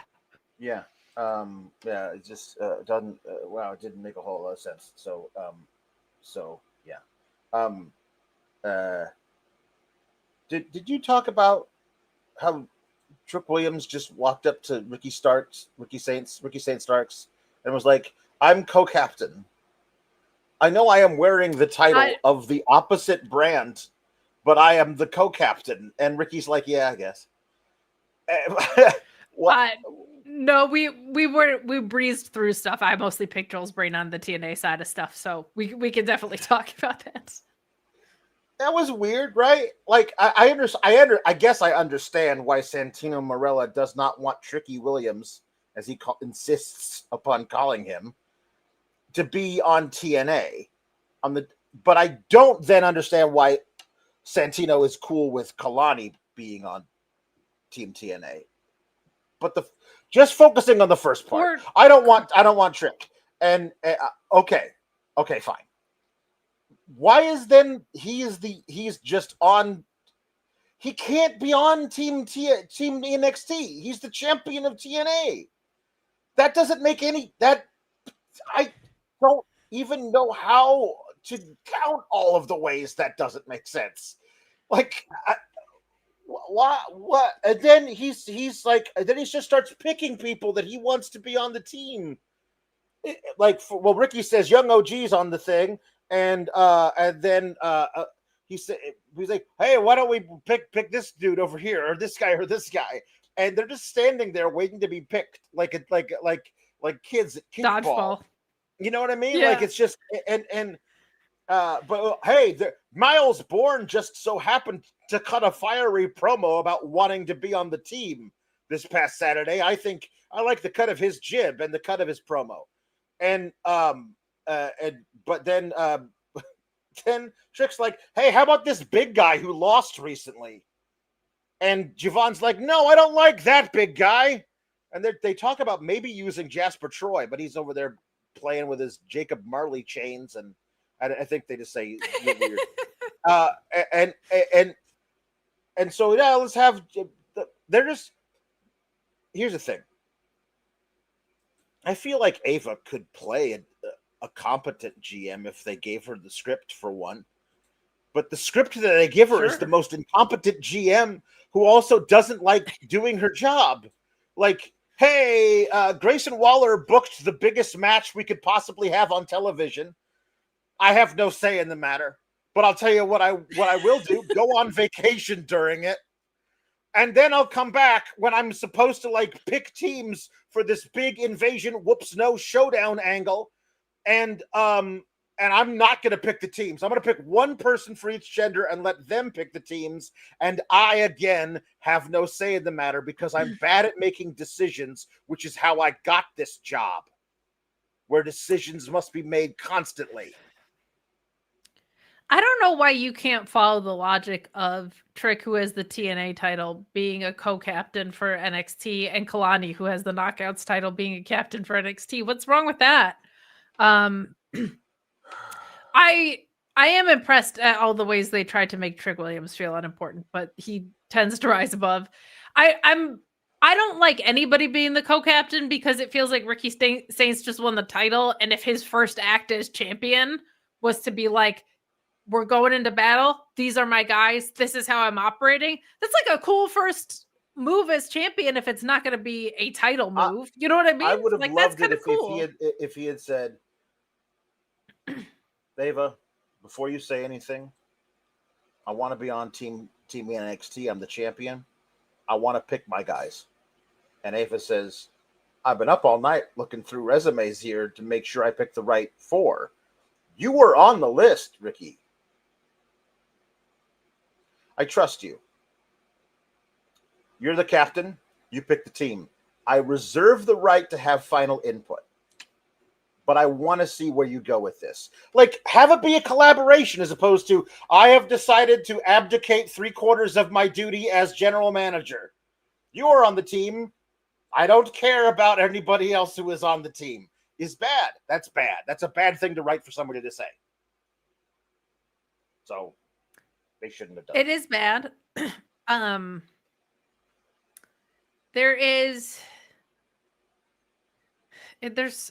It's all so bad. So I talked about this with Joel, but I want to talk to you about it too, because you are the continuity czar.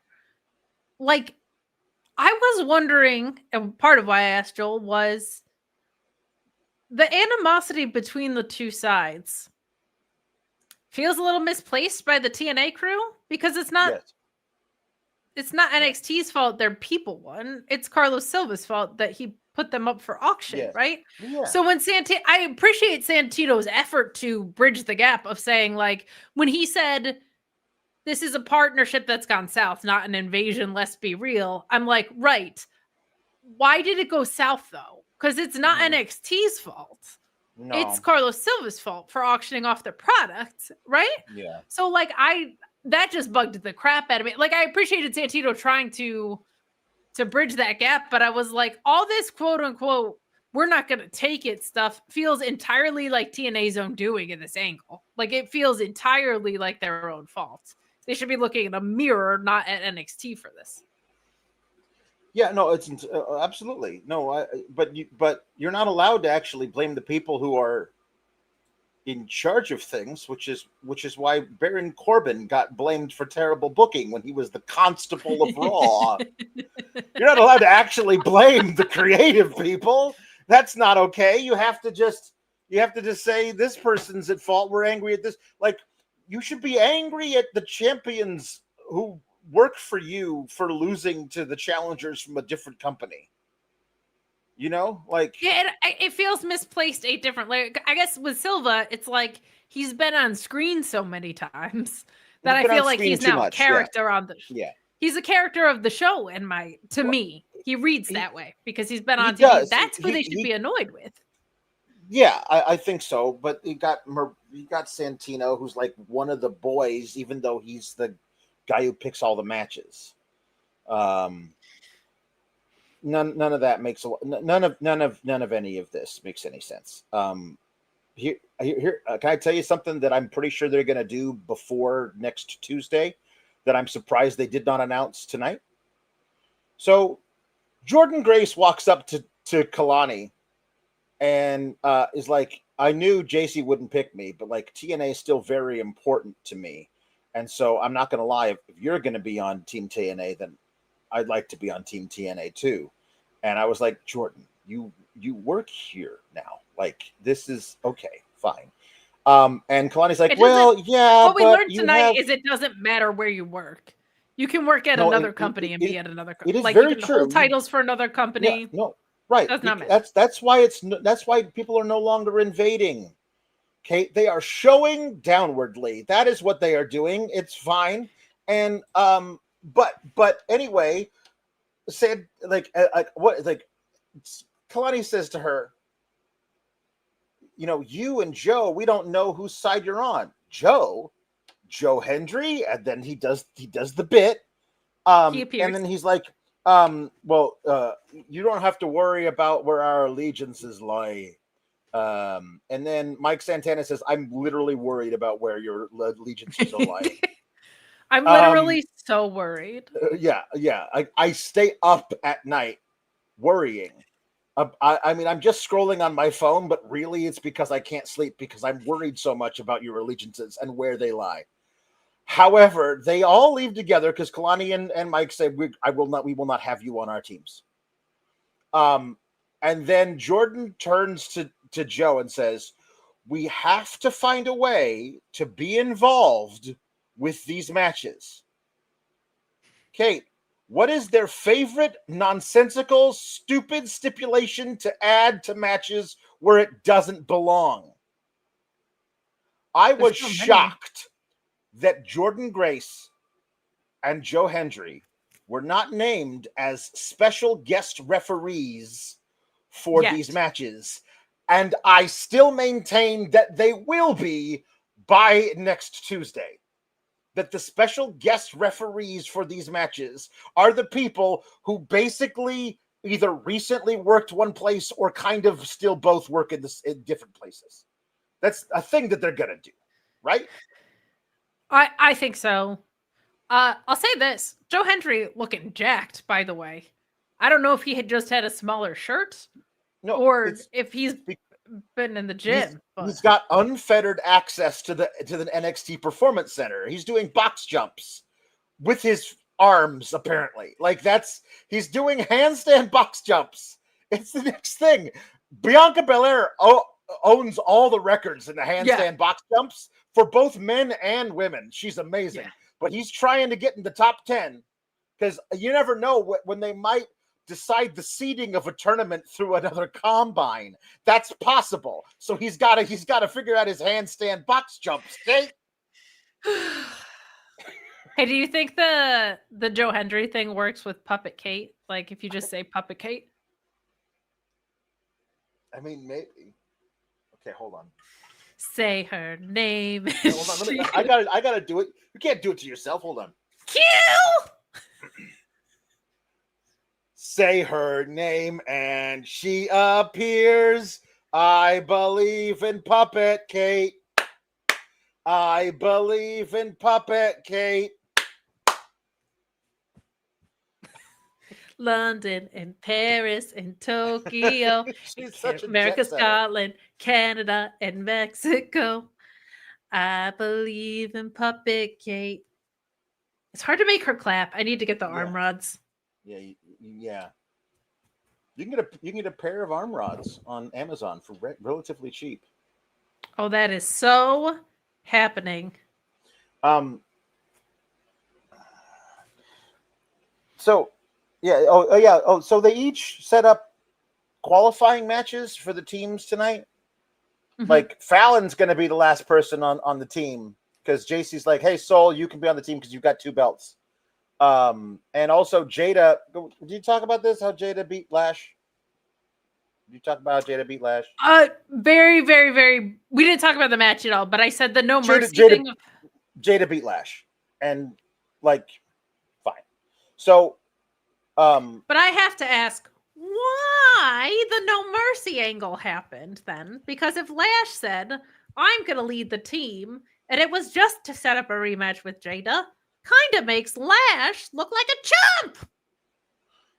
well, I mean, that's part of it. It's also she needs to be on. I know ball. Just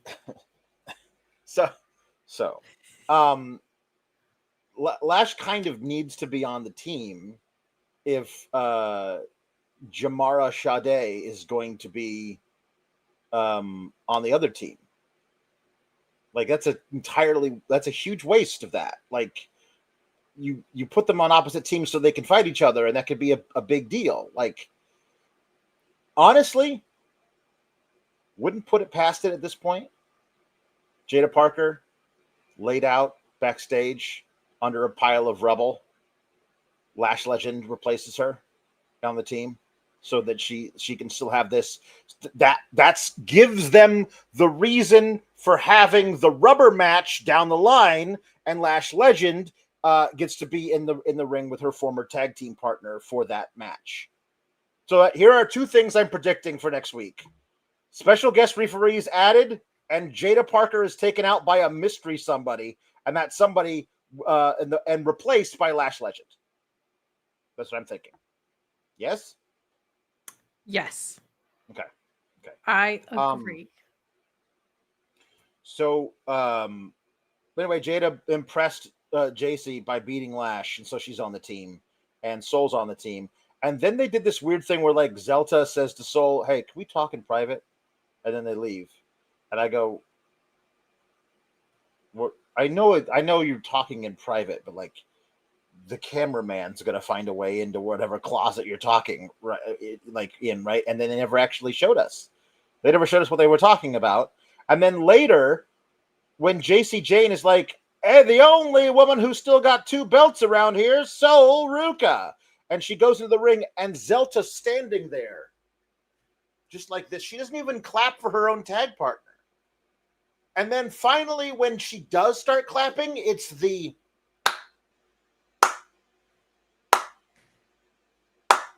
I'm like, if you're gonna make Zelta into that person towards Soul Ruka, you can't do that off screen. You got to actually show us the conversation they had and what it was about and why. Is it going to show up on NXT Anonymous? Is that what it's going to be? Like, that wouldn't surprise me. Like, I think that's probably pretty likely. Yeah. Which is kind of lame, honestly. But I do think tonight wasn't weird or long enough, so I just thought I would continue. No, I know. It's the fact that Puppet Kate is just always so just done with it. And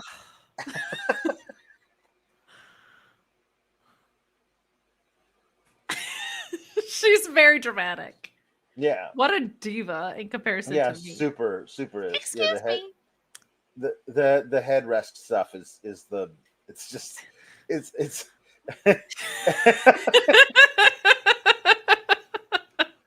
If you're listening in audio form, you are missing out. yeah, oh for sure. Yeah. But it's okay. Get some rest. Yeah, I also don't want this, like, this show is so crowded, man. Like, yeah. I don't want this angle involved in this match. Like, it all becomes too much. I also feel like, regardless of titles and stuff, Zarya is your number one pick for this kind of match based on the look at her. I mean, come on. Like, that wasn't even a thought anybody had. Anyway, like JC says, the Fallon's going to be in it, and Lola's like, I know that whatever. But you can't argue. I hit you harder than anybody else, right? And then Lola versus Fallon has the match for who wins, and Lola wins, mostly because of her ethnic heritage being squarely in her butt. What is Puppet Kate's heritage? I'm Feltina. She's Feltina. Felt. She's not Latina. She's Feltina. Yeah. So I don't know who gave us that yesterday in the chat, but thank you. It was Alpha Bill. Of course it was. Legend. So Lola wins. Lola beats Fallon. And then backstage, like Fallon's like, I can't believe I lost. Like, it's not fine. Lola's gonna help us. It's fine. And then in comes Lainey Reed. And she's like, hi, you know what? It's sorry about that, Fallon, but it's okay. JC, I'm sure you're the perfect champ to lead everyone to victory on Team not Team AEW, that doesn't exist, but Team NXT. And Fallon's like, why are you just always hanging around? You're always here. It's like, well, you didn't mind when I showed up on Saturday. What are you talking about? I mean, no, that, like, oh, sorry about your foot. That didn't stop me from ignoring the doctor's orders. What are you talking about? And then she like throws like a weird like face mask covering thing. Whatever she would have under the black hoodie. Yeah. And like, what? Like, they don't think that, like, literally we are putting all of the twos and all of the twos together. And that's a two. That's a two. We're going to put it together. That's a two, and that's a two. We're going to put it together. Meanwhile, JC and Fallon are looking at a pile of twos and have no idea what to do with all of them. You put two and two together, and you figure out what's going on. It's very obvious, but they're not putting the twos together. They should put the twos together. And then Lainey says, "Oh, and by the way, what happened to Jasmine? That's a freebie. She wasn't right for Fatal Influence anyway." And then she leaves. And they're like, "What?" Like I need one of you to be a little quicker on the uptake, JC and Fallon.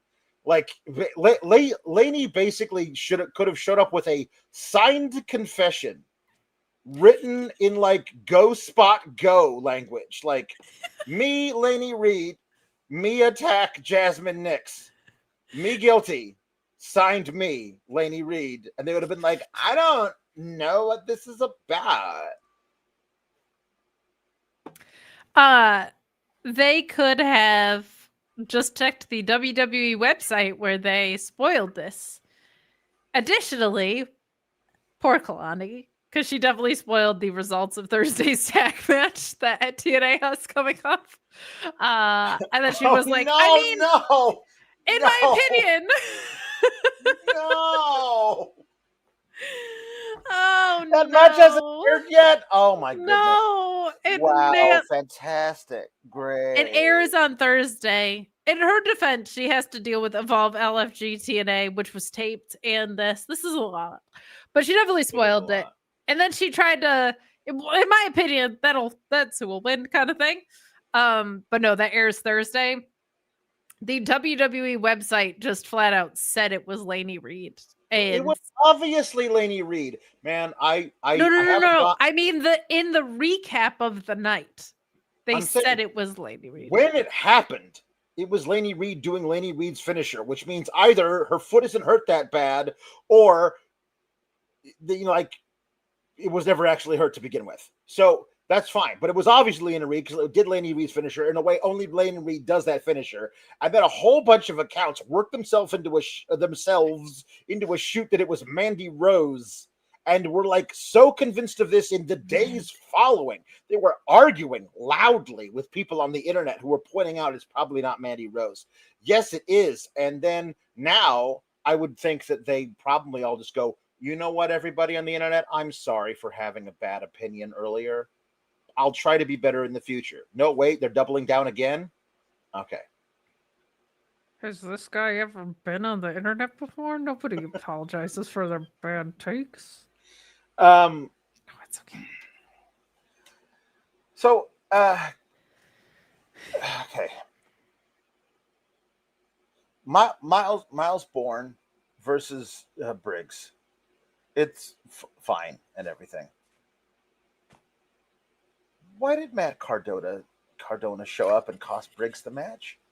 I thought it was because neither of them were going to be on the teams, but they were going to do a little exhibition match as part of the night because 4 matches isn't enough to fill 2 hours with how short they do everything. And they were like, oh, we're going to do Briggs and Cardona one-on-one just for the hell of it, just because. And they didn't announce it. They might still. But it was such an odd thing to have Cardona come out and cost Briggs, but not Bourne.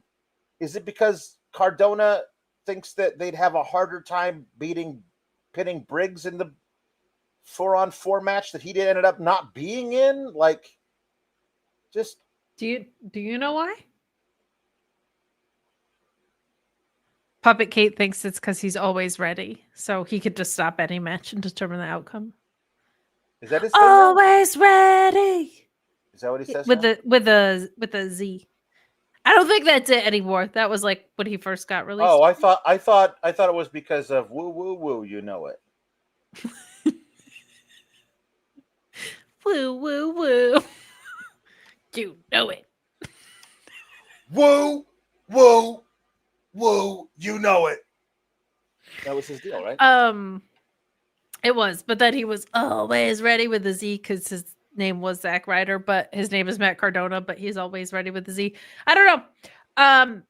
I think that's probably the most interesting matchup you could get out of this, but I don't think it's brewing toward a singles feud. Maybe it is, but maybe. I'm not of all of Matt Cardona's strengths, I think his in-ring isn't nearly as high as the rest of what he does. But I think Briggs would know how to work his style. I think that would make them the most sense. Yeah, they're just gonna big boot each other. They could big boot each other. Hey, the tag team champions are the 2 specific members of Dork State that won that match. Whenever they've had a tag team title match, it's only been those 2 guys, Lennox and Griffin. Those are the only 2 guys who have ever defended the titles. It's never been mentioned they freebird the titles, but the Hardys in this vignette were very concerned that they did not know which 2 of the 4 they would be facing. But it doesn't matter because the other 2 will be banned from ringside so that we can delete Dark State. And I was like, I don't care. I don't know. But get it? Delete. No, delete. I think maybe you missed the pun, I would say. I know about the pun. I can't tell you how much that match does not interest me. Last time I was that uninterested in a match, the Hardys did a pretty good job of making me care during the match, but that's because they were facing Fraxium, who I already had an interest in. Right. Dark State, no offense to the workers, I think the workers in it for the most part are really great, but they have an uphill battle in getting my interest back because they've ruined it out of the gate. But if there's anything that can get me back, it's how good they are in the ring and just follow through. So yeah, hopefully that's what we get.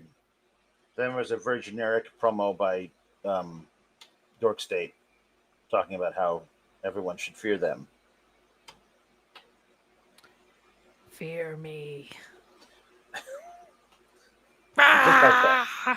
Just like that. So it was a perfectly fine little moving this along to be whatever it's going to be. Right. But did I say everything? I think I said everything. And then there was the tag match. Yes. I think someone needs to tell Booker T the definition of words and phrases. because Booker T really tried to make a point that he's like, because Leon Slater was in the match and he's the X Division champion. It's like, you talk about X Division, I'll tell you the X Division of NXT, the X Factor. Nico Vance is the X Factor of NXT. He is? Nico Vance is the X Factor of all of NXT? Nico Vance, not you could make a statement that like Javon Evans is the X Factor, even though he's not the champion. He's like, a lot of what happens in NXT hinges on what Javon Evans is doing. But like Nico Vance could not be less important. I certainly wouldn't call him the X Factor. He's the lowest ranking member of a lower mid-card faction. I just I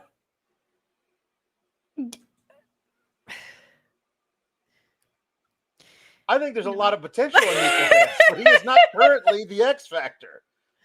This was also, wasn't the X Division named after the X Games? Like, wasn't that the whole thing of like? I mean, I guess so, but yeah, I don't understand what. Oh, there was the weird thing, Lyra, sweetheart, you don't have to be on this show if you're not wrestling. Why are you here making, like, I took the time to make a custom Barbie of myself to give to you, Tatum Paxley.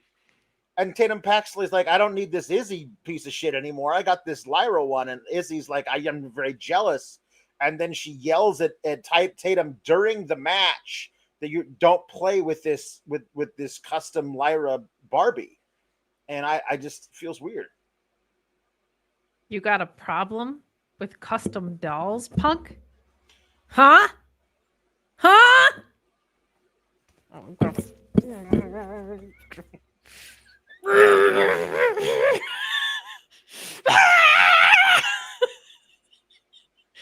You are crashing out. I'm crashing out.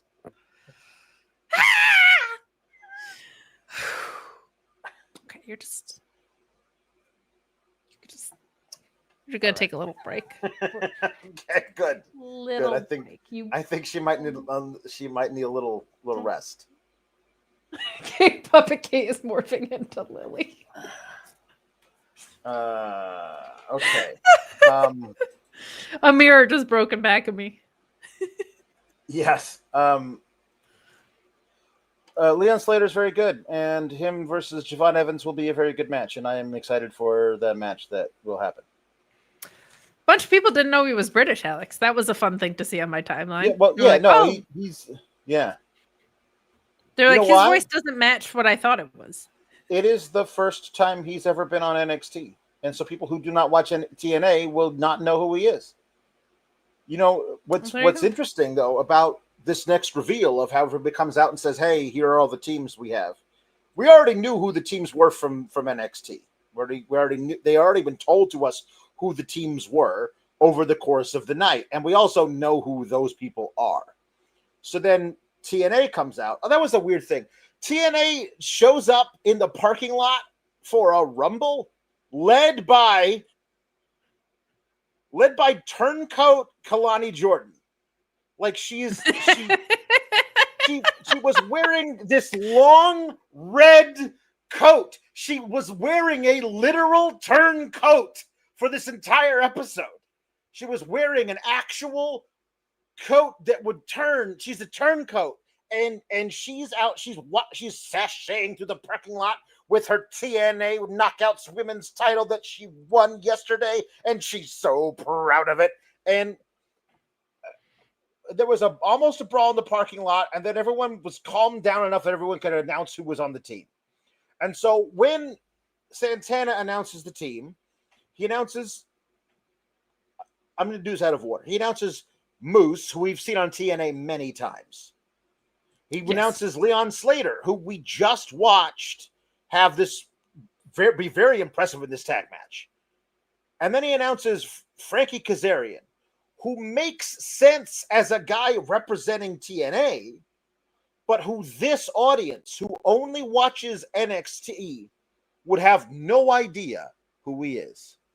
He's carrying a title belt. I guess that's impressive. Could you have, if you were planning on doing this guy as one of the four, could you have not found some mic time for him during this episode to at least introduce us to who he is and why he might be important or any of that? It just falls flat, but not nearly as flat as Kalani's picks. She does some play on words of my first two people are very iconic. That's not what they're called anymore, but that's how we might remember them. But I'm sorry, I cannot see Jessie McKay. Is that what she's called? Yes. I can't see her and go, that's Billie Kay. I cannot do Jessie McKay with the blonde hair. Completely throws me off because all of my memories of Billie Kay are with the brunette thing and you gotta be joking me. That's all that character doesn't come out in of a that resume. Woman I'm watching. It doesn't work. And anyway, I'm like, really? And I remembered, oh yeah, they won the knockouts last week. But I didn't realize it was on a taped episode that hasn't aired yet. And that's really, really, really fun. And then she's like, and also another woman who used to work here recently, but importantly has not been featured or mentioned at all during the entire partnership. She hasn't appeared on television since the partnership started. It is a stunt casting to use Mara Sade here when there are other women you have featured in the product on the television on this show, and you just say, here she is. She goes, Mara Sade. I'm like, nobody gets that because you're not allowed to do the thing, and the only way that would work is if already standing on the other side of the ring was Lash. So Lash and Jakara could step to each other and we could go, ooh. But if you're not doing that, then it doesn't really make a whole lot of sense. Lash and Jakara, and then Noam Dar is the special guest referee. Right. Yes. Yes. My heart. This was all bad. Unfortunately, the one thing that Joel said, and I echo, is at least on the men's side, it feels like TNA guys. It does. The women's side is the most disappointing because they were all there somewhat recently, and you have Danny Luna, you have Tasha Steelz has been there for a long time. Tasha Steelz can easily be doing that, man. Yeah. Oh, and she lights up any screen that she's on. Her presence is so unbelievable. Even I think Alicia Edwards is still around there. Have her. It's disappointing, but not surprising, just how much of an afterthought the Knockouts division is, because why should the NXT has the best women's division in the world. Why would we challenge that with the American women's wrestling brand that held it down while Natty Farts a lot and the Glamazon were having their WrestleMania angle fall apart because they just gave it up? Why would you not have the only consistent force of American women's television wrestling over decades show up with their people. It's messed up, man. Like we were just talking, like, remember the rest of the elegances? I know Ash is out, but like I thought Heather and M, the dual elegances, the remaining Ella guy. Yeah. Tall by elegance and small by elegance. Yeah. Yes. The tall, small elegances. But you know what? This is actually the most important part. On television. Yes. You know what I mean? During that feud, they were on NXT television. So, oh boy. I mean, it is good that Tessa was not there. That is a good point, chat. But man. You know what it is with TNA, Alex? It feels like TNA has lost its identity and they've just become a puppet of NXT. Oh, is that what it feels like? Yeah. Yes, it does. And in the coming weeks, you'll understand what it's like to have that type of force around. Man, I wish. You will. You will. Yeah. I want a friend. I just want a friend. No.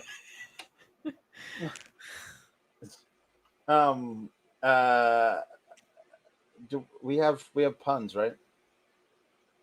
We do. We have technology puns. Am I missing anything? Right? I think between you, me, and Joel, I think we covered the show. Okay, good. Tom LaValle says, "Keep saying steak and meat appears. I believe in meat enormous. I believe in meat enormous."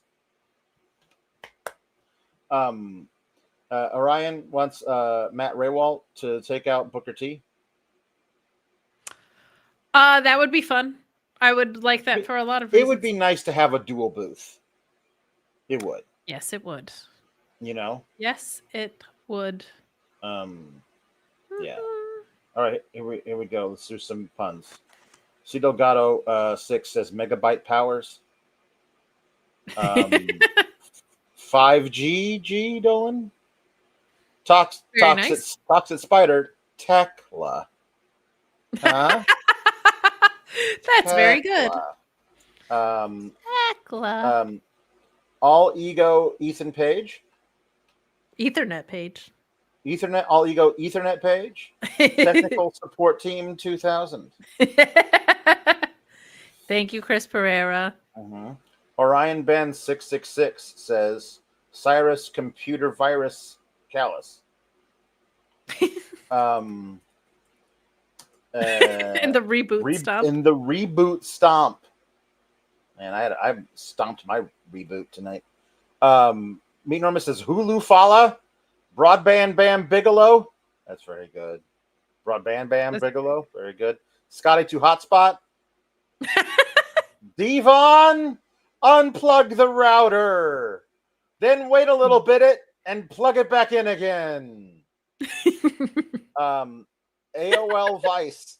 I'm a landline. The StreamYard dog. The StreamYard dog. Not the Junkyard dog. The StreamYard dog. And Val VPN. StreamYard dog is one of the best ones we've ever gotten. Did you say VPN? I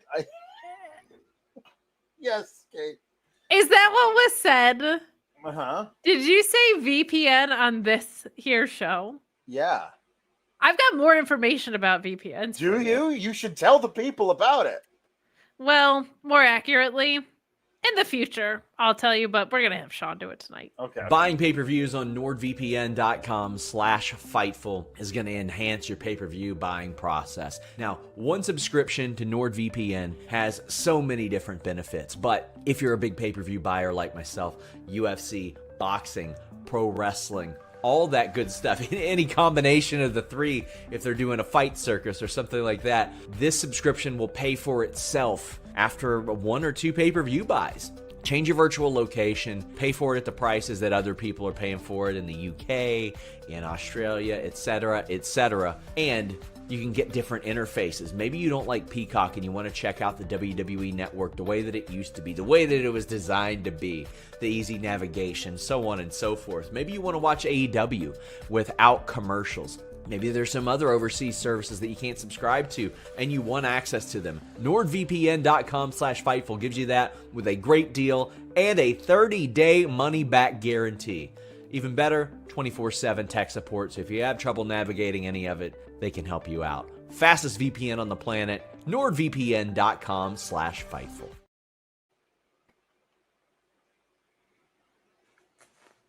We were grooving.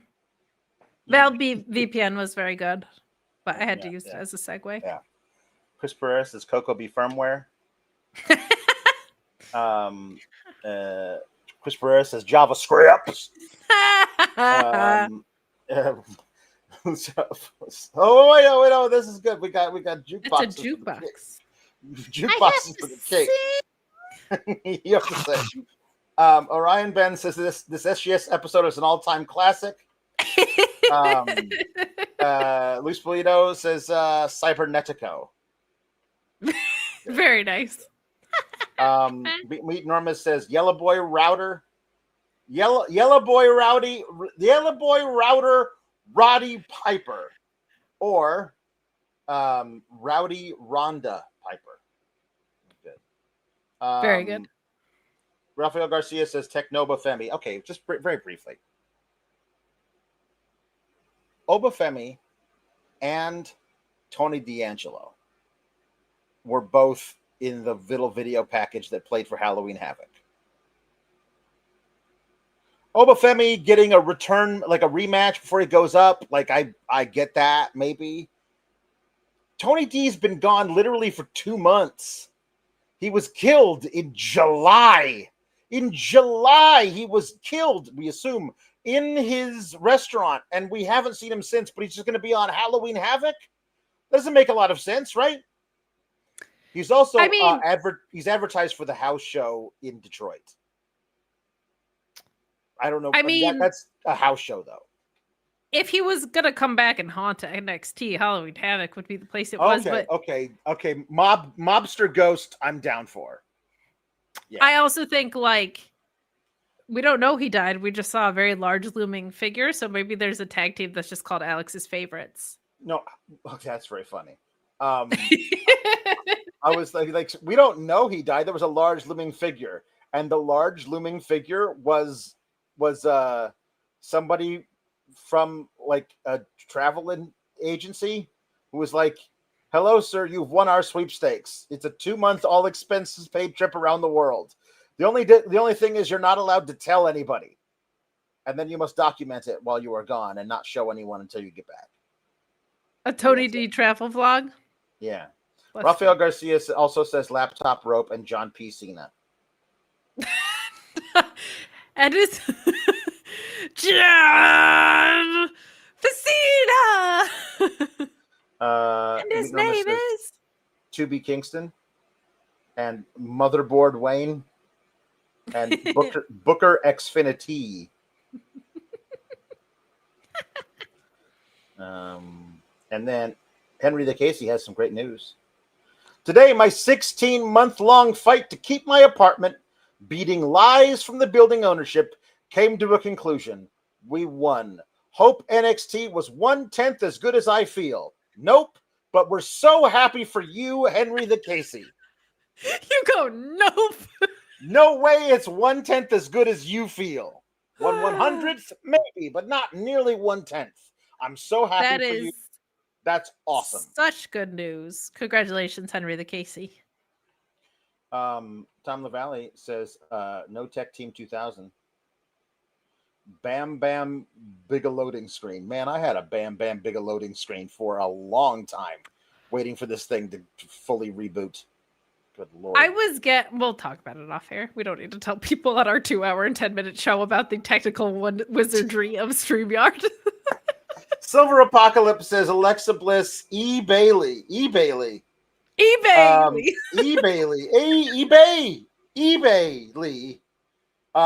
Drew McIntosh and Sky Bluetooth. Did you read this one yet? Call Me Lionheart says Puppet Kate is the only reason I'm awake at 5 a.m. I had to see the new diva of Fightful. Oh my gosh.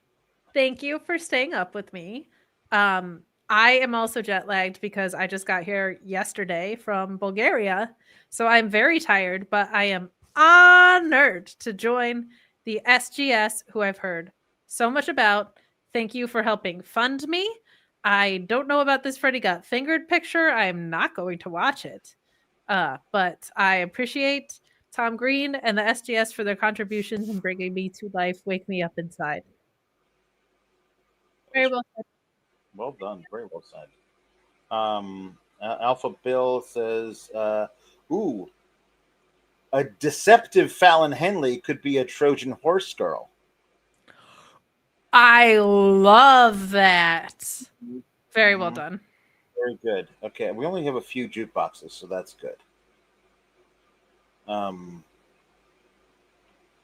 Let's see here. You have a couple here for the What is the jukebox? The puppets. C Delgado says Puppet Kate's thoughts on Aaron Boone. I have a lot of them. Oh, brother! What is he doing? Learn how to manage a pitching staff. Use your gut instead of analytics all the time. It is the worst. I just hope at this point they lose, so maybe he will get fired. But will that happen? No. I hate losing to the Red Sox. I hate Aaron Boone more. Oh, brother. Justified crash out. Yeah, I would say. Okay, that's good. My poor neighbors. No, yeah, for sure. I thought somebody sent in something. Puppet 8 said stop using C2 math Aaron Boone. Oh my gosh, do I get to watch the C2? Yeah, of course. You get to watch everything I do. Takeshita better win. Win! We can't. I don't think we can go back far enough to get to a chat that I think should be starred, but it's not. Unless I can get it. Hold on. It should be Cresta starred. It could be, but did you? I think. Oh, come on. What was it about? Hold on. Did somebody? Somebody. I thought somebody sent it in as a starred chat. Maybe I just read it early, and then it just. Oh yeah, this is a long time ago. This would have gone back farther than I can scroll back. But the thing that it said was that I don't know who it was, but somebody said they really wanted to see Dusty get interviewed by Puppet Kate. Dusty? Is that you? Well, hello there. How are you doing, Mama? How's it going? Well, hold on. I am a professional, and I am here to interview. Those lips say you are professional something. That's what I will say. Dusty! Respect women. Listen, listen. I'm a sucker for a lady with a large mouth with the big lips, and also blue eyes. This guy got into wrestler heaven. Yeah, no, it was a different time. Listen, I'm sorry. Listen. This is usually it's only on Mondays that this happens, but I may have gotten into the mango dangos. So how many mango dangos have you had, sir? Listen, it's definitely not yet double digits. So I'm gonna say 8, maybe 8.5, but it's fine. Anyway, you ghosts are lightweights. What? What? Ghosts are lightweights. It's a well-known fact. We don't have. We don't have a digestive tract, so we get drunker faster. Anyway, I'm an open book. Ask away.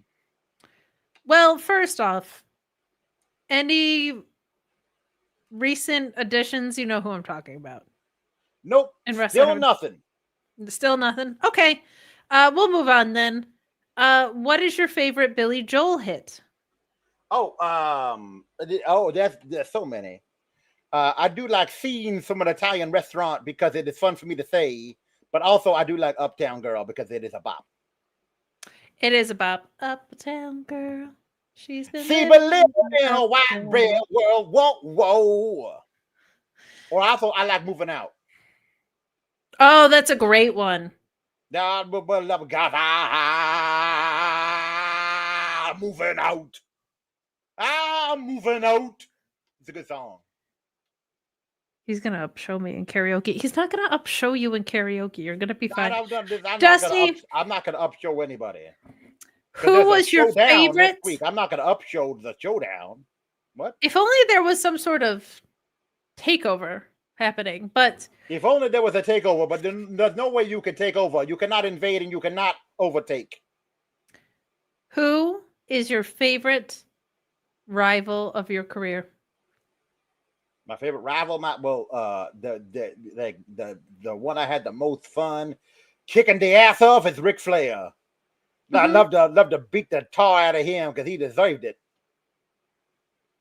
That was fun. Respect. Yeah, that was it. That was good. Do you have a favorite son? My favorite son. Well, I not Cody.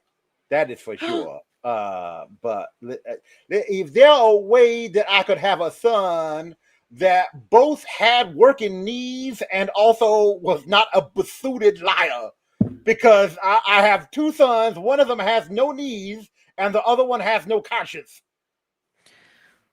What are you saying about people with no knees? You got a problem with people with no knees? I know. Listen, my son is not as beautiful as you, so I'm just saying. I don't know about this guy. It's okay. We have other friends around here. You're just on a weird start because of all the mango dangos. It's gonna be fine. All right, well that's fine. I didn't come all the way from Bulgaria to get objectified by a ghost of a wrestler. It's not who I am. Listen, I would never objectify. I'm just saying that you are an inanimate object and I would like to spend more time with you. Unfortunately, that is extremely true, but we will see how it goes. All right, well, listen, those 8.5 mango dangos have gone right through me, so I may be back later, but I do no promises. So anyway, mama, baby, sweetheart, daddy, I'm out. Battery Beyond. Safe trip back to the great beyond. Woo, woo, woo, you know it. He must have been really drunk if he was doing the Zack Ryder thing. What else? What else was in the jukebox? Oh, you had another one. Miss Kate Felt sings "I've Got No Strings" from Pinocchio. I never had them. Well, you don't have to rub it in Pinocchio's face like that. It's just mean. We're looking it up right now. Okay. I want typing. very quickly. Every so often, I need to just stop everything and ask, "What is this that we do? Like what? How is this a thing?" But anyway, you can move on. Well, we reviewed Freddy Got Fingered for 3.5 fucking hours. So well, that is how this particular thing is happening. Yes, for sure. I've got no strings to hold me down, to make me fret or make me frown. I had strings, but now I'm free. There are no strings on me. Hi ho. Here we go. That's the only way to go. I want the world to know nothing ever worries me. I've got no strings, so I have fun. I am not tied up to anyone. They've got strings, but you can see there are no strings on me. Thank you. very good, very, very good. Rafael Garcia wants the British Fraser and Regal singing "I'm Gonna Be 500 Miles" by the Proclaimers. Also, poor Douglas Williams. I bet he would have loved to stand off. British standoff. Okay. I love this song. I'm gonna dance to it. All right, here we go. This is Nathan Fraser and William Regal. Here we go. When I wake up, well, I know I'm gonna be the man who wakes up next to you. When I go out, oh yeah, I know I'm gonna be the man who goes along with you. When I get drunk, I know I'm gonna be the man who goes drunk next to you. And if I haver, yeah, I know I'm gonna be the man who's havering to you. But I would walk 500 miles, and I would walk 500 more, just to be the man who walked 1,000 miles to fall down at your door. Oh, man in the mask, I would walk 5,000 miles to be back with you again. Oh, no, they had me sit in at the end of the show last week, and all I did was raise my eyebrows. I don't even get to scout anymore. I'm not the on-screen GM. I'm not anything. I miss you, man in the mask. It was weird. That was too much, I think. Right? Yeah, that felt like that's not what the Proclaimers were singing. No, not usually. At the end there. No. Da, da, da, da. There was a yeah, there we go. There was a request last week we didn't get to from Orion Ben. From Orion Ben 666. That was for One by Metallica. And I can't remember who he wanted, so it's just going to be a duet between the two people who close the show out every week. Oh, I can't remember anything, baby. I can't tell if this is true or a dream. Deep down inside, I feel the scream. This terrible silence stops me. Now that the war is through with me, I'm waking up. I cannot see that there's not much left of me. Nothing is real but pain now, mama. Hold my breath as I wish for death. Oh, please, God, wake me. Back into Rome, it's much too real. In Pump's life that I must feel, but I can't look forward how many to drugs reveal. is this guy Look on? to the time while I live. Thread through the tube that sticks in me, just like a wartime novelty, tied to machines that make me be. Cut this life off from me. Hold my breath as I wish for death. Oh, please, God, wake me.